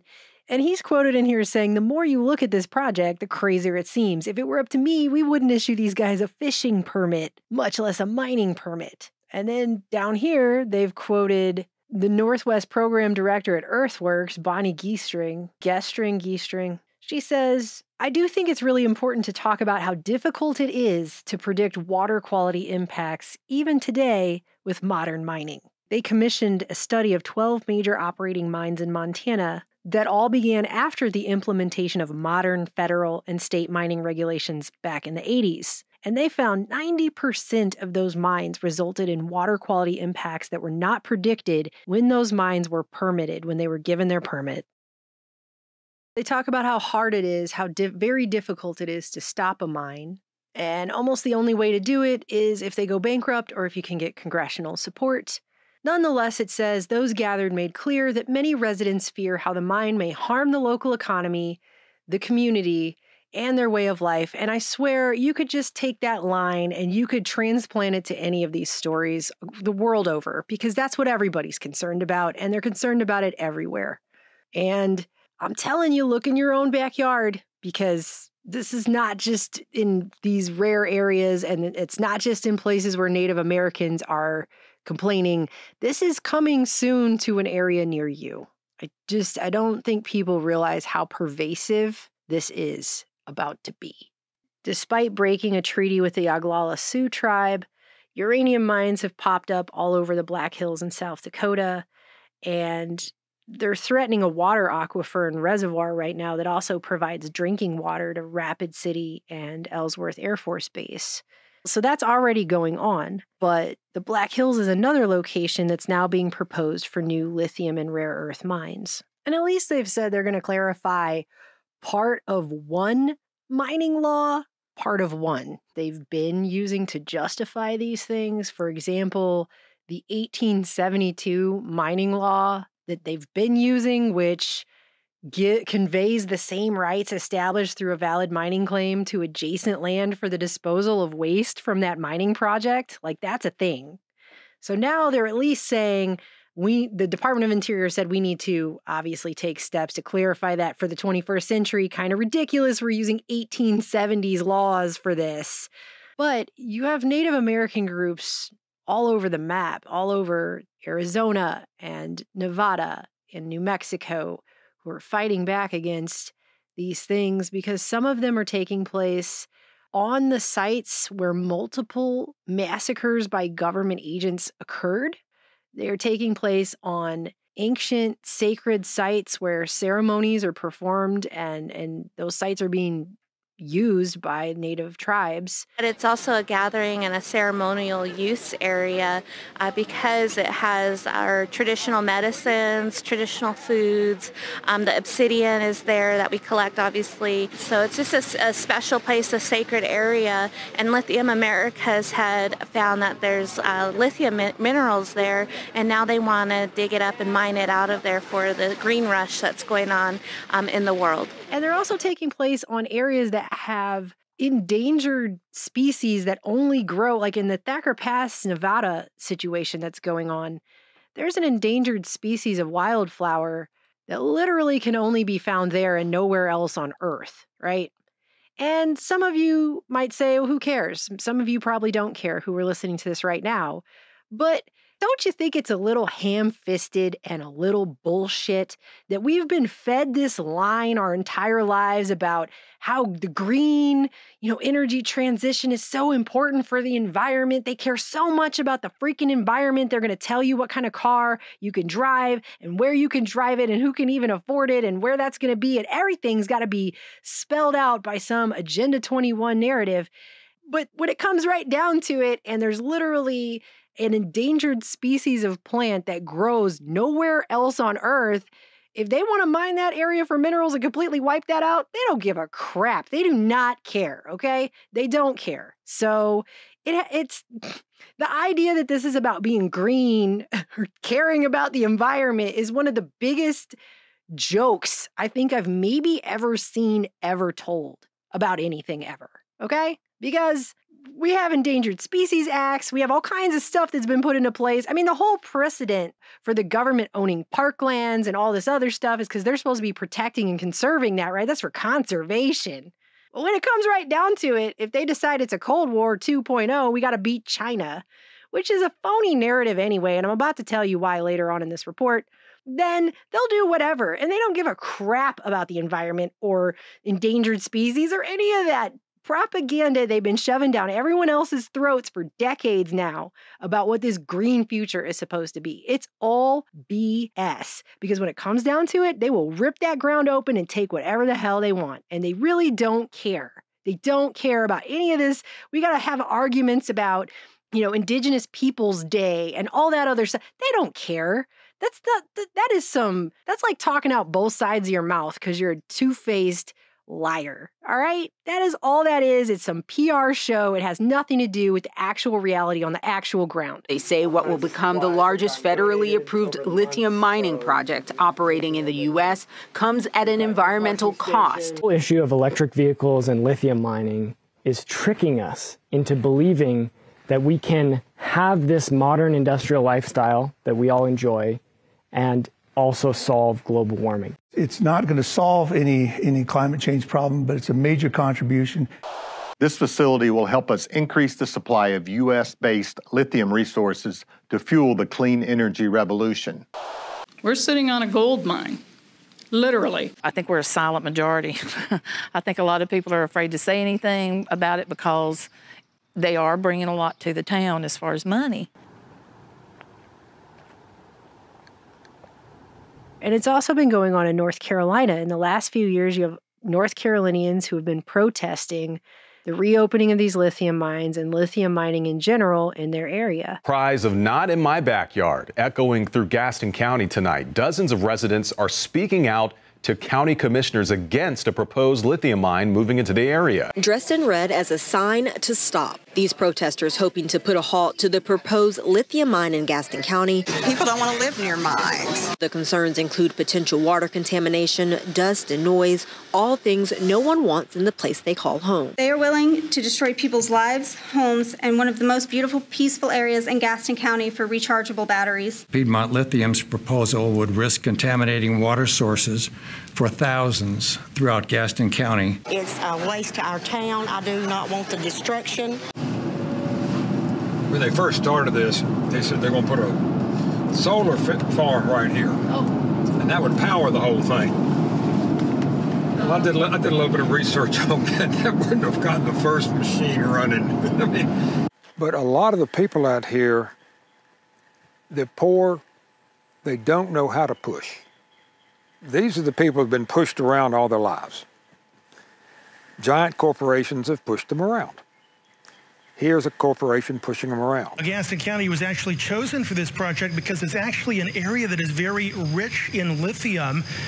Just moved here 2 years ago, and so we kind of wanted to do the whole, you know, like organic grazing and homestead. Not even like a mile, right? It's like right across the street, and it's like maybe, 200 feet? If you look at the diagram that they have, then you can see the property line, and that's where it is. And all our lives, all our entire lives, we've been getting told about how we got to save the earth, we got to do what's right for the environment, we got to fight global warming, we got to fight climate change, blah, blah, blah, blah, blah, on and on and on. But when it comes right down to it, I'm not so sure that's at all what's going on here in any way. But they just keep repeating the mantra jobs. Neighbors are raising concerns. Yeah, they're worried about possible environmental impacts while the company touts the economic benefits. It's like the dog whistle of the day. Jobs, jobs, jobs, jobs, jobs. The plant has the support of the governor of Michigan, who says it'll bring jobs. Creating high-paying jobs. 24 high-paying jobs. And it's going to bring hundreds of jobs. Thousands of jobs. Hundreds of jobs. More jobs. Jobs. Jobs. Jobs. Marsha. One reporter even had an attitude about it. He was like, what, they're getting jobs? Ford battery plant is heading to the city of Marshall, Michigan, thanks in part to funding from the Inflation Reduction Act. And while the plant is expected to bring tens of thousands of jobs and economic activity to the region, not everyone seems to be happy about its arrival. The objections to the plant, we just saw several billboards indicating that there are people who object to it, are what? Environmental, or the fact that it's going to overwhelm the small town with traffic? What? But these jobs aren't permanent. These jobs are temporary. And they will provide jobs for a period of time. They've even said it, I believe, 10 to 12 years, maybe 15 at the most, lifespan for the project. And by the way, in some of these cases, when they're telling people these jobs are going to pay a lot, that's a moving goalpost too. The price of the jobs has gone from $60,000 a year to 40, to when we interviewed him, it was more like $24 an hour, and that was what the Chinese nationals averaged in. So it's really about $18 an hour. They are not high-paying jobs. We have not gotten the truth from anything that they've said. It hasn't been truthful. So, and we don't need jobs. We literally have help wanted all over our whole community. For the life of the project, however long that is, if you don't get a factory in your backyard that's being staffed by foreign workers, which is a thing that's also been happening. It's their livelihood in many cases. There's many farms, and this mine will take that away from them. You know what hasn't been temporary for a lot of these generational people that have been living on this land for all their life, and their father was all his life, and the grandfather was all his life, going back generations? Farming and the other things that people have been doing in these areas. They'll leave with billions, and then the jobs will be gone. And maybe the farms will be gone. And even though these mines have barely gotten off the ground yet, there's already been concerns nearby about pollution. Neighbors in Kings Mountain want to know why a chemical smell is filling the air and what's seeping into their waterways. Like a milky dishwater. It seemed soapy. Every morning, Brandy Arnold runs about 6 miles at Kings Mountain Gateway Trail, and for the first time in 8 years, she saw something weird on her route. This is video Arnold took on March 27th. She says she didn't start noticing changes until after Albemarle Lithium Mine got the green light from the city to start drilling on the property. You can see this gray, silver-like mixture coming out of the ground. Brandy Arnold said it used to flow through this area like a dark, milky goo. You could see the gray water seeping into the pond. So I know that if it's clogging up the drain up here, it's also putting all of that into the pond, and now anything that was living is dead. She noticed black bubbling spots appear in the pond. Arnold says normally there are toads making noise in the pond, but for the last couple of days, it's been silent. I threw a rock in. Black came up. Albemarle Lithium responded to our questions about the unknown substance, saying, "We can confirm the substance seen on the Gateway Trail is non-hazardous. It is comprised of rock dust and water that is contained within a system of pipes." The company says the pipe used was decoupled, but the substance poses no risk to the surrounding environment or community. And so in a lot of ways, what we're actually talking about isn't so much green as it really is just shifting the type of pollution from oil refineries and gas cars that are primarily congested inside of large cities to different forms of pollution from mining and processing taking place out in our rural and natural areas. So apparently to save the environment, we have to destroy it, because that makes sense. Community groups concerned about the environment protesting Sunday. This year, their message focused on addressing climate change by raising concerns about energy transition projects in Quebec, such as the Northvolt battery plant. You're building this project that's for the transition, but you're doing it on a place where you have 20 endangered species, a biodiverse forest in a region of Quebec where we really don't have many of those left. And so you're destroying nature to protect nature. It makes no sense. And keep in mind that these lithium-ion batteries have to be charged and recharged with some source of power. And for the time being, that source is overwhelmingly coal-powered electric plants. For better or for worse, that's not likely to change anytime soon. A new multi-billion-dollar electric vehicle factory is nearing completion in Kansas. The project was made possible thanks to funding from President Biden's renewable energy efforts stemming from the Inflation Reduction Act. However, its completion may also mean the continued existence of a nearby coal-fired power plant. That's because keeping this new factory in DeSoto running will require a lot of energy, something government officials were warned about. Electric resource company representatives say the energy needed for this factory requires an amount of electricity equivalent to what is used to power a small city. Not only will EV cars run off of polluting fossil fuels, but widespread adoption by millions could soon challenge grids powering homes and businesses that already face periodic blackouts. Blowing up a mountain for coal mining is wrong. I think blowing up a mountain for lithium mining is just as wrong.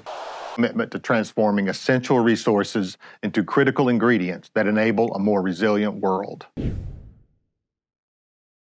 There's a lot of irony here for the environmental pretense of all this.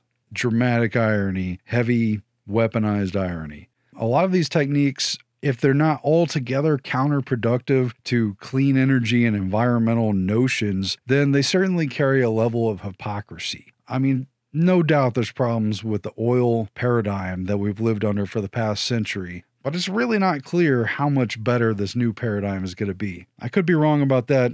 I'm not an expert on these topics, but the environmental impact of a technology that's supposedly going to make us super environmental just keeps coming up over and over again. As ScienceAlert.com phrased it, finding a source of lithium that doesn't cause more environmental destruction than necessary is key, but a clean solution is complicated. It's complicated. There are issues with lithium pollution and related health risks that have already been identified in China in the industrial areas where they produce lithium. Just one example pointing to that is the ACS publication Lithium Pollution and its Associated Health Risks in the Largest Lithium Extraction Industrial Area in China. More importantly, our study found that local residents were suffering potential chronic, non-carcinogenic health risks, primarily from consuming contaminated water and vegetables. Are we about to model the American system on the same problematic techniques? I guess we'll find out. Another article from Elsevier and Science Direct reads, soil contamination with lithium could reach the food chain due to its mobility in surface and groundwaters and uptake into plants. High environmental lithium levels adversely affect the health of humans, animals, and plants. Newspapers from the 1970s highlighted environmental concerns about pollution surrounding North Carolina's lithium plants in Gaston County, which were emitting toxic substances including fluoride, boron, and chloride, but which at that time were not regulated. The Lithium Corporation site is among 7 places across the state where industrial air emissions and damage to vegetation seem to be linked. Dr. Arthur McBay in Raleigh, the state's chief toxicologist, says 1 gram, 1/28th of an ounce, of sodium fluoride is enough to kill a person. Whether airborne amounts of fluorides are lethal depends on the compound, the length of exposure, and other factors, some of which might be immeasurable. Despite appearances, there's little reassurance and fleeting evidence about the idea that electric vehicles or even energy capture technologies like windmills and solar panels will actually be better for the environment than the current regime based around fossil fuels. Isn't that just sad? Will it be better at all? The U.S. Geological Survey is also invested in scouring mining waste for critical mining resources that may exist within. They're scouring for these tiny amounts of rare earth minerals that have been in discarded, quote, tailings. They call them tailings, the mining waste. That's the discard piles at these mining sites. They're going back through those. And some people have suggested that could kick up negative environmental stuff. But at any rate, North Carolina is one of the key states that have been named in the Biden administration initiative. Waste from Florida's phosphate fertilizer industry, its own nightmare of environmentalism, and related to the fluoride and drinking water situation, this is also being remined for its rare earth elements and could provide a significant gain for the supply chain. But you got to keep in mind the dark side of it. A 1979 article in the Charlotte Observer stated, fluorides released from phosphate mining reached harmful levels in Florida grass several years ago, causing cattle's teeth to fall out. They put fluoride in drinking water supposedly to protect your teeth, and here it's causing cattle's teeth to fall out. Anyways, in Charleston, fluoride emissions from phosphate plants were so great 20 years ago that they etched window glass, prompting South Carolina regulations on fluoride to follow. In recent weeks, as of September 26th, the Harris-Walz campaign has also called for leveraging resources within the Energy Department and under the Defense Production Act, so basically national security. Defense Production Act, a Cold War-era law that grants the government emergency powers to boost the processing of critical minerals.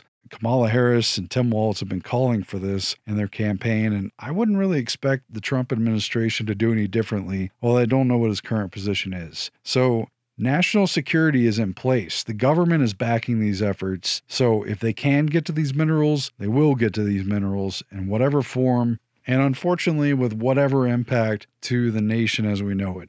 Hopefully it's all for the better, but we're going to find out, I guess. So we're at a point where Kamala and Team Liberal are pushing rare earth mining minerals under the bent of combating global warming and hugging and loving the rainbows of environmentalism. Meanwhile, Trump and Team Conservative are pushing rare earth mineral mining under an America First bent. And surely it would make sense to not be dependent upon rival superpowers that are potentially hostile to this country, especially when the country could produce the things it needs for itself. But at what cost? Are they going to destroy important and sacred places, dig up giant portions of land, displace thousands or millions of people while polluting everything around these areas? And just be blowing up mountains, literally or figuratively, just to scrape up a few relatively tiny specks of minerals here and there? I mean, the deposit that they're most excited about is a 1.11% concentration. That's the best case scenario.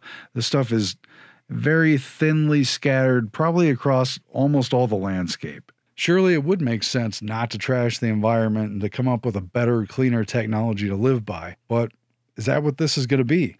And by the way, if we're doing all of this because we have to, quote, beat China so they don't dominate us, why then is Illinois giving China over $500 million in incentives to build a $2 billion, 150-acre EV battery plant in Illinois, inside the country, to dominate us? Well, funny you should ask, because apparently that's not the only place that China's building one of these huge plants. Explain to me how big this factory will be. Is it go through this entire area? Oh, yeah. Everything that you could possibly see. And in Michigan, which it has been reported as becoming the center of U.S. battery manufacturing, multiple battery plants have been in the process of being put in there that are directly tied to the Chinese Communist Party. The excitement has been mixed with concerns about the factory's impact on the environment and that Ford is collaborating with the Chinese battery company, Contemporary Amperex Technology, to help create the batteries. And I have heard from a number of folks who continually bring up that Ford is partnering with this Chinese company. No! No go on Goshen was the rallying cry for nearly 1,000 residents in Green Charter Township, Michigan today. This is an absolute disgrace, a mockery of the American dream. But the peace here has turned into rage. China's our number one enemy. Number one, Chapman, you don't care, do ya? And they are getting off on the fact that you guys are okay with Communist Party coming to our backyard. Your allegiance is to China. My constituents are not for this. They're not for the communist government, the communist Chinese government in our state.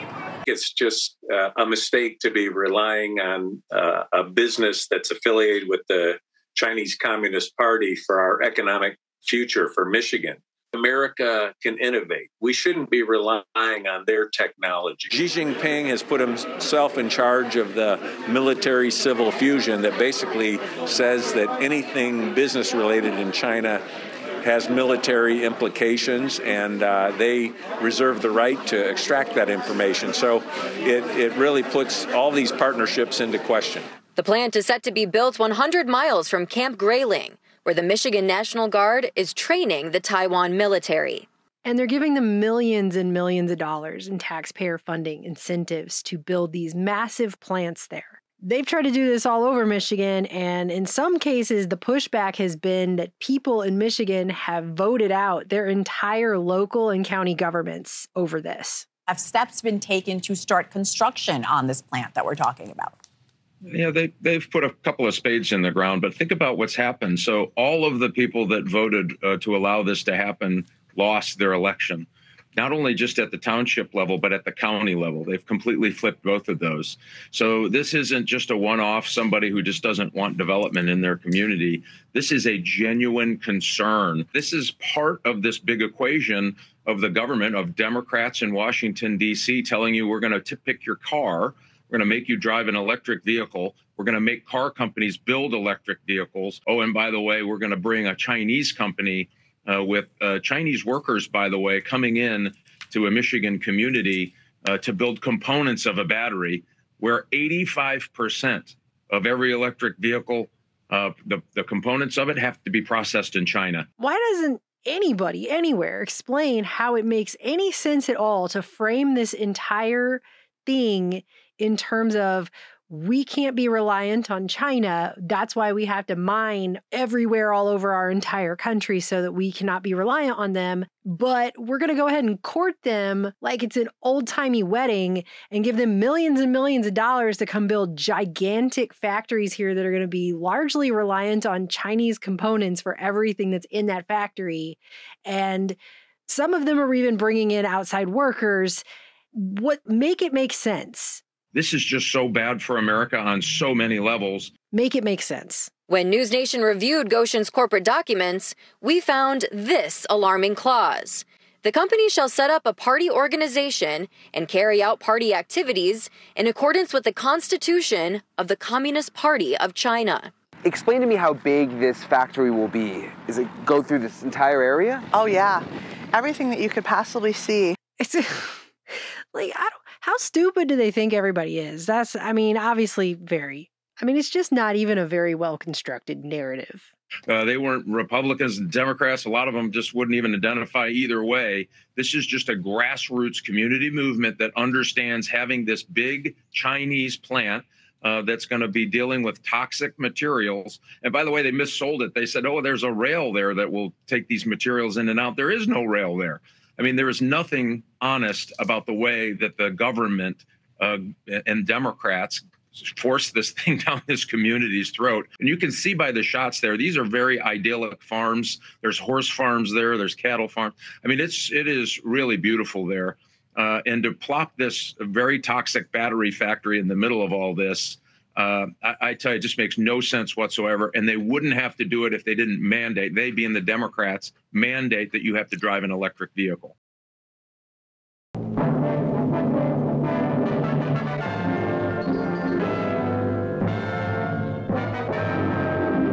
But here is truly the most wonderful and exciting thing I've ever had the chance to talk about. It's the Westinghouse Total Electric Home. A home where electricity does everything. Heats, cools, illuminates, launders, preserves and prepares foods, entertains. It even lights a path to the front door with rayescent strip lighting. As visitors approach, more lights go on automatically to say a cheery welcome. Then, when they arrive at the door, a television camera takes their picture to tell the hostess her guests have arrived. When you step inside the Total Electric Home, you step into an entirely new concept in living. Fascinatingly, an older article from circa 1978 out of Asheville, North Carolina, touted lithium as a, quote, miracle element and argued that it was going to be the basis of a new paradigm of energy.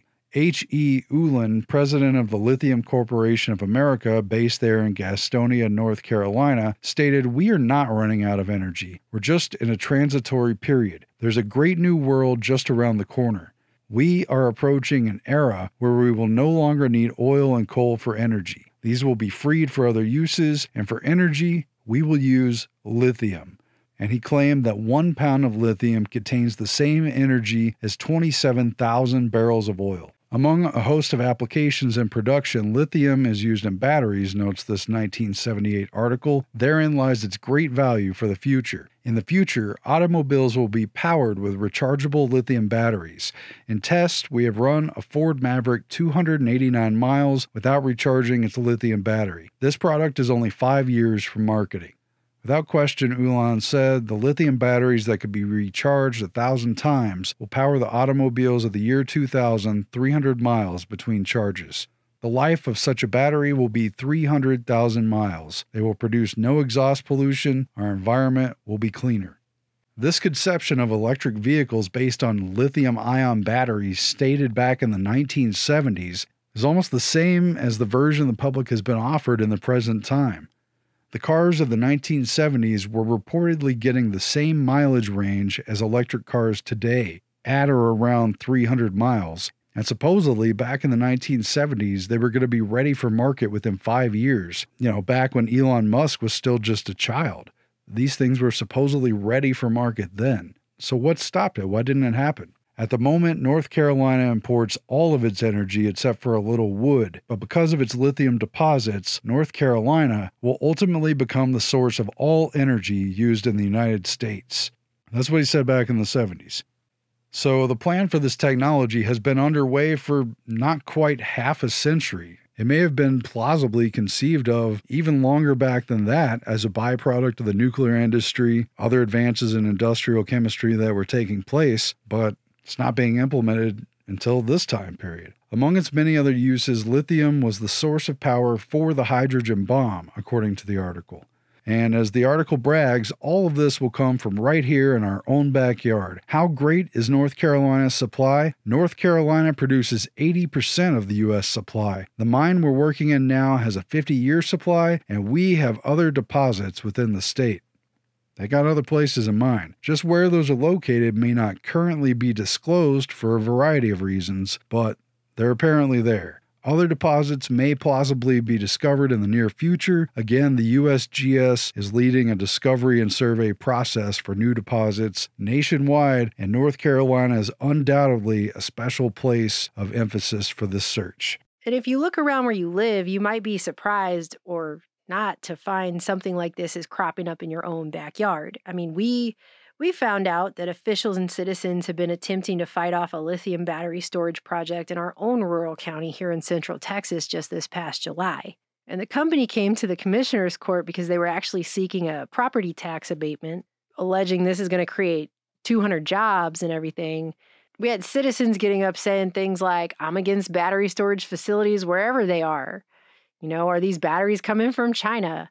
We're a conservative county. We don't want it here, and we'll fight until there's no fight left. We had a guy stand up in our meeting and say, when are we going to stop trusting the government? This green energy stuff's a hoax, and how this isn't going to replace natural gas or nuclear resources. I mean, that's the kind of county I live in. But really it came down to one of our precinct commissioners saying we don't have the sufficient resources or ability to put out these fires. And that guy is actually a volunteer firefighter with the volunteer fire department. And this is one of the main central issues. It's these fires that can happen from these lithium-ion batteries. A battery fire like this one starts in a single cell via a chemical process called thermal runaway. We actually have X-ray footage of this happening shot at thousands of frames per second. This is the top of a cell similar to this one. This is a pressure release valve, and right now it is rupturing, which should prevent an explosion by relieving the pressure, but watch this. Gas buildup pushes the internal components of the battery upward, blocking the valve until it fails and you get an explosion. You get a chain reaction that spreads to even more surrounding cells, and pretty soon you've got a massive battery fire. Around 50 electric vehicles caught on fire in Normal, Illinois at a Rivian plant. And initial reports were stating the actual Rivian plant itself was on fire. But after further investigation, it was found that it wasn't actually the plant itself that was on fire. It was a number of vehicles in a parking area. Overall, about 50 vehicles were damaged. They don't burn like normal fires do. It's all science, but basically you're only actually carrying half of the energy in your car in fuel, and it takes quite a lot to ignite that. It needs a proper spark. You actually need to go in and set fire to the fuel. When it comes to electric cars, you're carrying all of the energy in the battery pack, like everything. You're not mixing anything else from the outside into it. So you're carrying this immense amount of energy around with you. And there are various things that can cause it to erupt. Obviously, if it gets punctured, if you're in an accident, there's a serious risk of it going off. But on top of that, the way that the energy gets released is really scary when you've got one of these big battery packs that catch on fire or that get punctured, etc. And water is not very effective at putting them out. Bloomfield Township Fire Chief John Leroy knows firsthand the problem. We just know that it's going to need a lot more water, whereas opposed to in the past, a simple car fire, we could fight it with one tank of water on our truck. However, now the EVs, we're going to know we're going to need to hook to a fire hydrant to try to put it out. Of course, our highways aren't lined with fire hydrants, which means simply letting the vehicle burn itself out. So an EV fire, I learned, burns at roughly 5,000 degrees Fahrenheit, while a gasoline-powered vehicle burns at around 1,500 degrees Fahrenheit. While it takes 2,000 gallons of water to extinguish a burning gasoline-powered vehicle, putting out an EV fire can take 10 times more water. This fire took 6,000 gallons of water to put out, and this one took almost 20,000. Those fires proving very difficult to put out. So how much water would you put on a typical gas-powered car? Sometimes we just take a tank of water on the engine, around 750 to 1,000 gallons. How much on something These, like this? we're doing 8,000 plus gallons of water, just constant flow, trying to cool them down and stop the battery. So like 10 to 12 times the amount of water is required to put a car out like this? Easily. So it takes way more water to put them out. Not only that, but lithium-ion batteries generate their own oxygen, causing the fire to burn a lot longer than other fires do. Not only that, but when these batteries get hot, they don't just catch on fire, they explode like a bomb. It's a vehicle in a parking lot. At 12:10, they arrive. 12:16, they've got their hand lines stretched, they break out a window, they start spraying water inside the vehicle. But at this point in time, the vehicle's completely full of smoke. They can't see anything inside. They're not really sure what they're putting water on. At 12:19, they break out a second window. 1 minute later, It launches that removable roof up into the air. In the video, a white color new energy vehicle that was charging suddenly exploded. A neighbor's cell phone caught the moments a battery exploded in someone else's garage. The Vincent Thomas Bridge could be closed for at least another 24 to 48 hours. This after a semi-truck carrying a load of lithium-ion batteries overturned and caught on fire. Watch as the drone moves closer and then the trailer explodes. This is causing a massive traffic backup as trucks try to get out of the port. And that fire has now been burning for more than 6 hours.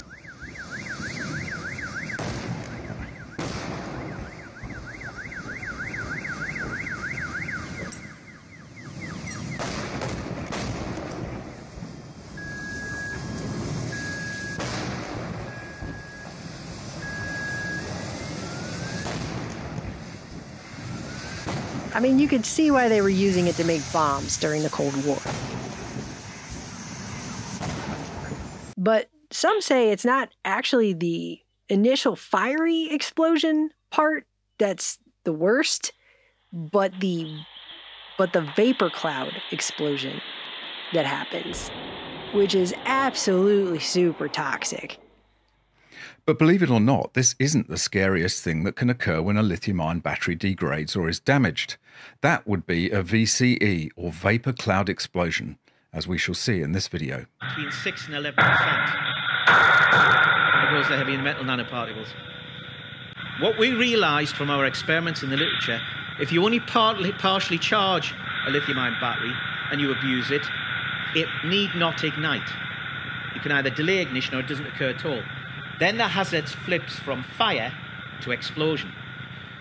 From our research, we reckon it's between 500 and 6,000 litres per kilowatt hour of vapor cloud, not including the small droplets of solvent. You always get two forms of vapor cloud, heavier than air and lighter than air, and only one dominates, and we don't know how to predict this yet. Now you can see the heavier than air vapor cloud. Imagine that in the bedroom cupboard on the 3rd floor of a terraced house with a battery energy storage system next to the hot water tank. Lithium-ion batteries become unstable at about 70 degrees centigrade. A burning shipping container full of lithium-ion batteries sent a noxious cloud into the East End air on Monday afternoon. Librado Gallardo works right across the street from the Port of Montreal, where the blaze raged for hours. We couldn't breathe, very hard time to breathe. According to the Montreal Fire Department, the fire began at 2:45 p.m. Monday. Some said the smoke smelled like burning plastic and made it impossible to breathe. So for our little county, this company wants to put a lithium battery storage facility in a location that is A, prone to drought, and B, has a volunteer fire department. And I don't know if you're familiar with those kinds of rural areas, but when I was a kid, I lived in a small town where a house a block away from the volunteer fire department actually burned down because it's volunteers and they had to get there, and they didn't get there in time. And there's no shade on the volunteers, it's just that's how that works. They're volunteers. So our county is just basically the worst location ever for such a thing as this, right? If one of these things explodes here and the place catches on fire and basically has to just burn itself out because there's not enough water to put out the fire, and it won't matter anyway because water doesn't really do anything to a fire that's creating its own oxygen. The longer that goes on, the longer the potential for burning down the rest of the town and the county along with it.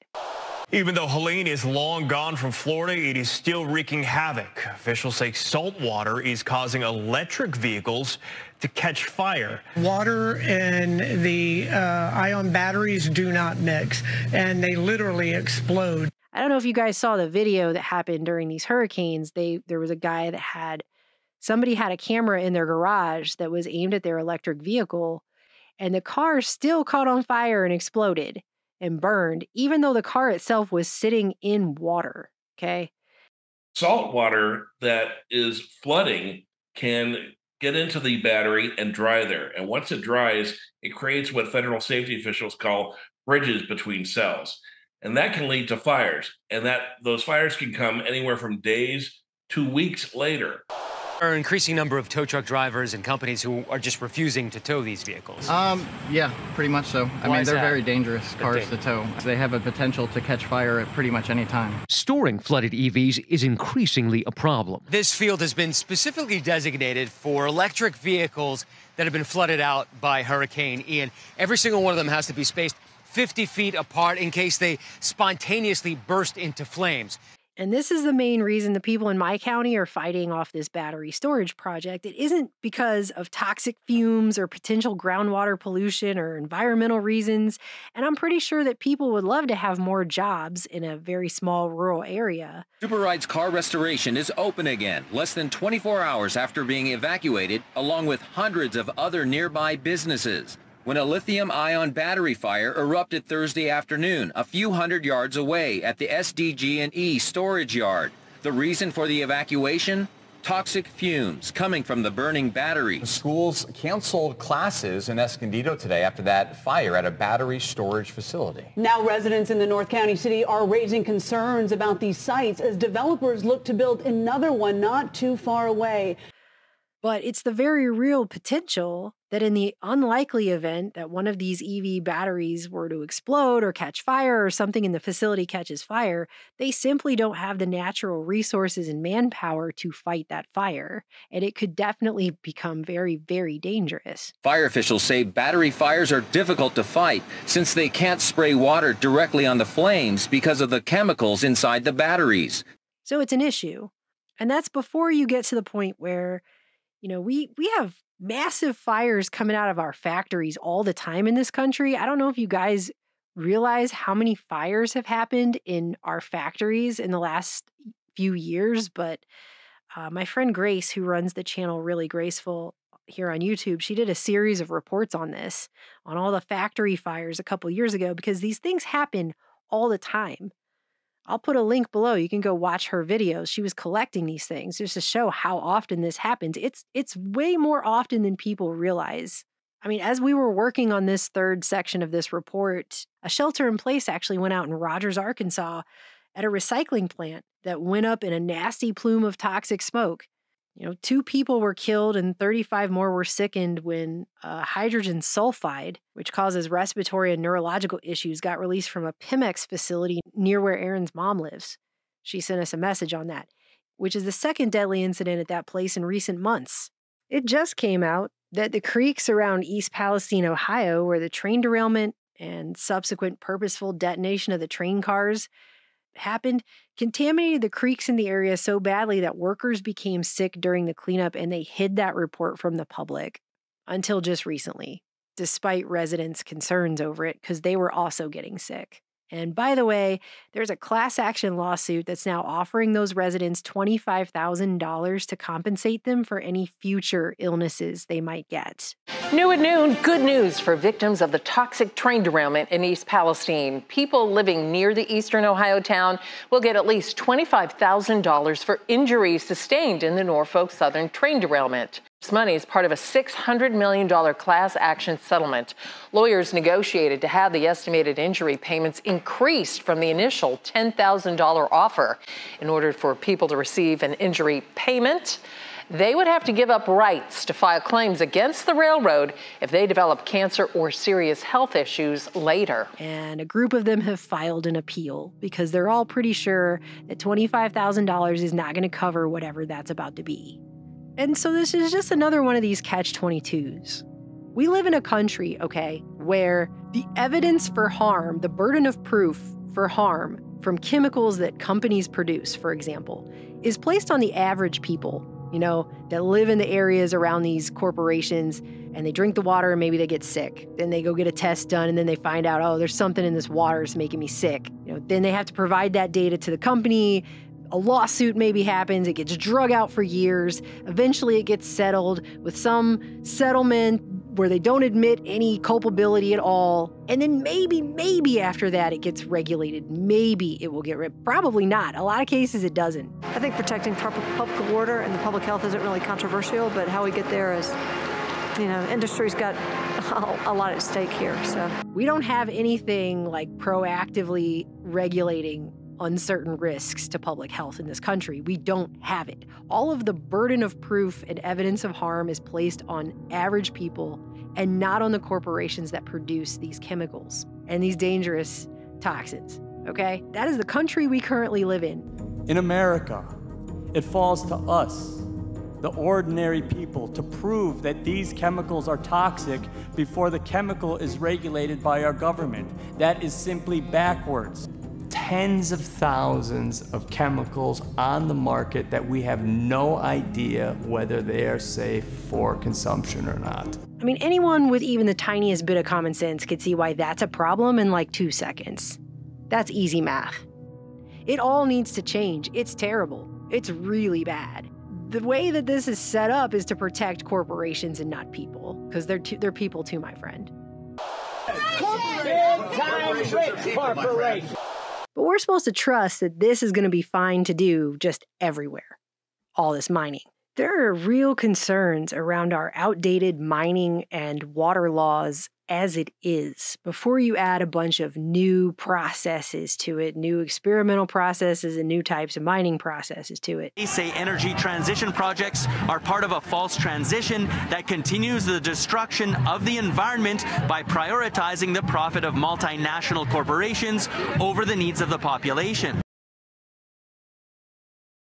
And in the end, the question is, have we learned anything by these Cold War and now Cold War 2.0 narratives about how we just have to do the weapons race or the brain race, or in places like Buncombe County, North Carolina, and thousands of other sites across the country where they're still trying to clean up the toxic waste that was left behind from all of these Cold War weapons factories like Chemtronics, which they openly admit that place, the groundwater is not even going to be clean until something like 2046. That's how toxic it is. You know, back then, caution was thrown to the wind because we had to win the race against Russia, right? And that narrative took precedence over everything, including logic, including common sense, which we all know isn't so common anymore these days. I mean, we still haven't cleaned up our mess from the Cold War in the 20th century. Now we're being told we have to win the race against China's world domination through rare earth minerals, and all I can say is I just hope we've learned something in the last century about the fog of war overriding our common sense. And in our rush to fix one problem, we're not creating an even bigger problem and just poisoning ourselves and destroying our environment all over again, this time in the name of saving it. That's what I'm saying. I just hope that's not what's actually going on here. And I guess I'll just wrap up this report by saying it's kind of impossible to find old clips these days the way Google has reconfigured its search and basically shut down the internet aside from official sources anymore. But it's burned into my brain. I will never forget back in the days when we were reporting on Janet Napolitano when she was Homeland Security Secretary. Towards the end of her tenure, she was going around talking about how vulnerable our aging electric grid was and how it could be the next big attack. She did this speaking engagement and it had a question and answer session at the end. And there was a guy on the panel sitting in the back. And it's the memory of this is burned into my brain matter. Okay. He said something about how a lot of this new smart grid infrastructure that they want to put in and build in this country cannot be just slapped down and upgraded over the top of the old stuff. It won't work. It has to be built from the ground up. And we learned that ourselves the hard way when a smart meter got slapped on our house, which was built in the early 90s, and it was causing electrical issues. And when we finally got it removed, when we opted out and got them to come take it out, we were actually told we were lucky our house didn't burn down because the way this smart meter was installed on it was all janked up in the box. And it was wrong because the house itself was not built at a time that it was meant to accept one of these meters. So we know we're moving towards smart grid infrastructure all over the place. But some of this smart grid, some things can be upgraded, but other things have to be built new from the ground up.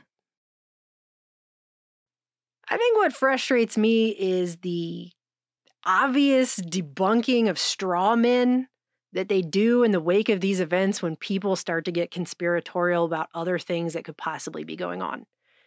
Because you always see this in the mainstream media, and I'm going to explain to you right now how it works. They go find the most extreme form, first of all, of the claim, and then they take down each little tiny detail of the extreme form of the claim while sidestepping the entire substance of what the claim is based on altogether. And they take down the straw man, and then they act like it's all debunked. This one, for example. Asheville, North Carolina sits on top of billions of dollars of lithium. Well, we don't know what's under Asheville, North Carolina, actually. We don't. But Asheville, North Carolina is just one city in this entire geographical area the size of Belgium. So picking one large city and saying Asheville, North Carolina doesn't really mean a whole lot. Billions of dollars of lithium, they don't know that. Nobody knows that right now. Neither does the USGS, and that's why they're doing surveys in the area with new Earth MRI technology to look over 3,000 feet down below the ground to see what's under there, which they just announced. And there are people who are getting really mad and they're saying, we already know where the lithium mines are in North Carolina. They're farther to the east and we already know about that. No, we don't know about that. If everybody knew about what was in North Carolina, they wouldn't be running USGS geological surveys looking 3,000 plus feet below the ground with new technology trying to find new critical earth minerals. They wouldn't be doing it if they already knew what was there, obviously. So they are looking for these things, and they are looking for them in Western North Carolina as we speak before this happened. And the same month they announced they were going to be looking there is the same month that you had BlackRock, who's part of that minerals partnership, buy $200 million more in shares of Albemarle, which is reopening Kings Mountain lithium mine. And even back in the day, the people who were running those lithium mines back in the day said they didn't know where everything was that was possibly in the state, and that there was probably more stuff out there. And then he goes on to debunk the next part and say, this is the outcome of a well-orchestrated man-made disaster. You know, they're creating hurricanes. I don't think I've ever seen anybody make the claim that they're creating from nothing hurricanes. I've seen other verbs when people are concerned about it. Words like seeded, words like steered. There are patents for things. There are all kinds of things. There's a lot of research and information out there of things that have been done. That is so on record. It's out there that the military was trying to do those exact things back during Project Storm Fury. But he says all of it like you're just a complete idiot if you think about the things that are going on in North Carolina right now and put two and two together and say to yourself, wait a minute, could there be something else happening here? I mean, it's not totally insane for people to be concerned about this. You can see why. I mean, if I lived there, I would be. But then again, anywhere in this country is up for grabs right now. They don't seem to care. They don't care if it's, Native American land. They don't care if it's BLM land. They don't care if it's sacred places like the Black Hills in South Dakota. I don't think they care right now about much. If they need to go get these minerals, they're going to go do it. They've declared national security, and this is what is up. I think it's free game. They're doing these flights everywhere. Because they're looking for it everywhere they can get it, everywhere they can find it right now. That's a fact. These are all facts. So I really wish people would stop treating these people like that. I mean, they've already been through enough. These people have been through hell. A lot of them are extremely concerned. And by the way, the county that Asheville's in wasn't on that list, but you know what county was on that list? Rutherford. They announced that they were going to be looking there. That's one of the counties on the list, and there are several other Western North Carolina counties also on that list. And even if one specific county or one specific geographical area wasn't on this particular announcement with this particular list, that doesn't mean anything because they're doing multiple flights over the same state in different places.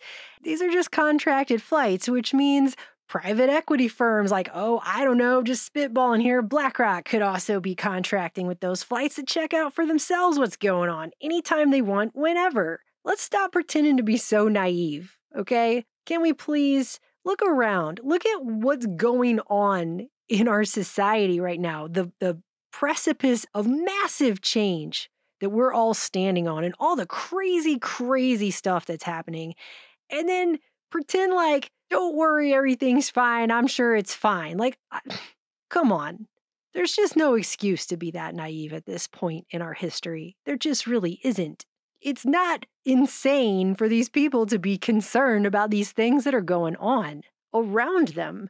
We should all be concerned about everything that's happening right now in this freaking country around us and stop pretending like if we just ignore it, it's not happening. It's happening. These things are happening.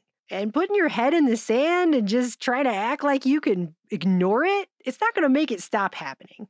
Okay? And I don't know who needs to hear that, but that is what is up. The ongoing search for new rare earth minerals 3,000 feet below the ground to mine in North Carolina, a place which admittedly has a rare combination of minerals in the ground as it is, might be why so many people are concerned about their property following this rare once-in-a-thousand-year weather event that flooded the area out, pretty much destroyed it. And considering that much of that property was not covered by insurance when it was wiped out, it's going to be a major problem. When they first moved in, the two were required to have flood insurance. But after 3 years, Libre, Pamela's husband, said the flood maps were redrawn and their home was no longer required to have it. No longer included in the floodplain, the 100-year floodplain. There was mention of a 1,000-year floodplain. At any rate, the requirement from the bank was no longer mandatory to have the flood insurance. We're not wealthy people, so we opted out of that coverage. But if it's $600 a month and you have a mortgage on top of that, it's just really hard to do. To act like these people are crazy for having such a concern and wondering what else might be going on when these geological surveys are taking place and when it's a known hotbed for the most sought after mineral in the new paradigm for our country in the years just ahead. I mean, with all this going on, it just adds insult to injury to try to shame people out of that kind of talk or try to act like it couldn't be happening. It's just insulting as usual. This transition is going to be massive. It's got pros and cons. I'm not necessarily saying it shouldn't be done, but people should realize and consider and weigh the cost of this. Is this the best way to live? Is this the only way to live? Is this the only way to replace the whole oil and gas fossil fuels paradigm with another paradigm that requires extensive mining and a lot of other potentially polluting processes? Just consider it, think about it. I didn't know a bunch of this stuff. I don't know if you did.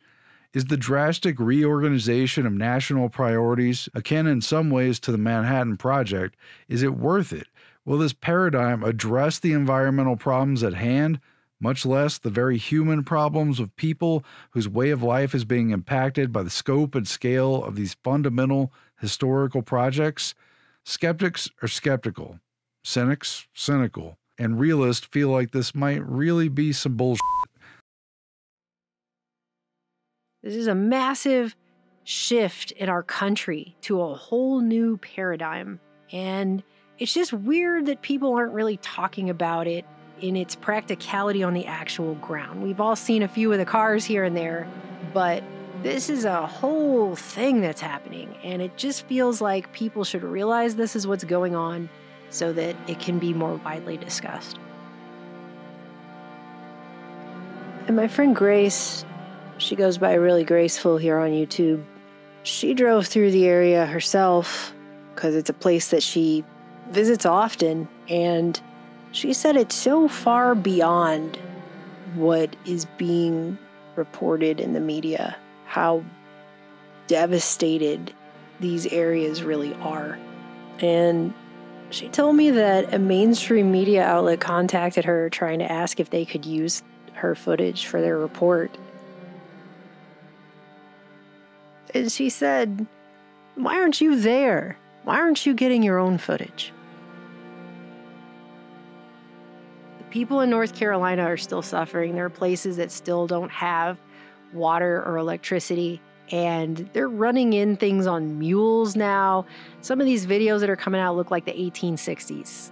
Like we just went back in time in a time machine. So it's going to get really cold there. I'm not sure how the winter is going to go for these people that are sleeping in tents, but I'm going to go ahead and place all the links below for people to still donate for helping these people. And it's not over for them. It's been weeks now, but it's only just begun. All right, this is not a fun update, but I've been up there multiple times and I keep getting sick. This is just for the first responders out there. You have to wear a mask. But there's something that's causing me to get bronchitis, sinus infections. I feel like every time I go up, I come back and I'm sick. Now I'm on amoxicillin, inhalers.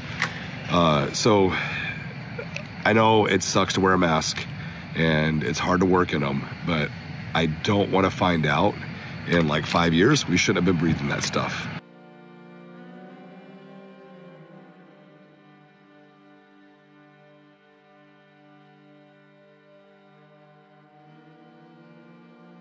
We're at a state where we actually don't know what we're doing because we don't really have an option of moving right now, especially with the economy and inflation and everything. Definitely do not want to live here if they do come through. We don't want to raise our kids here and risk everything. And, so we don't really know what we want to do or what we're going to do. You can have your cake and you can eat it. Make life sweet, it's hard to beat it. What a thrill to be so free when you live better electrically.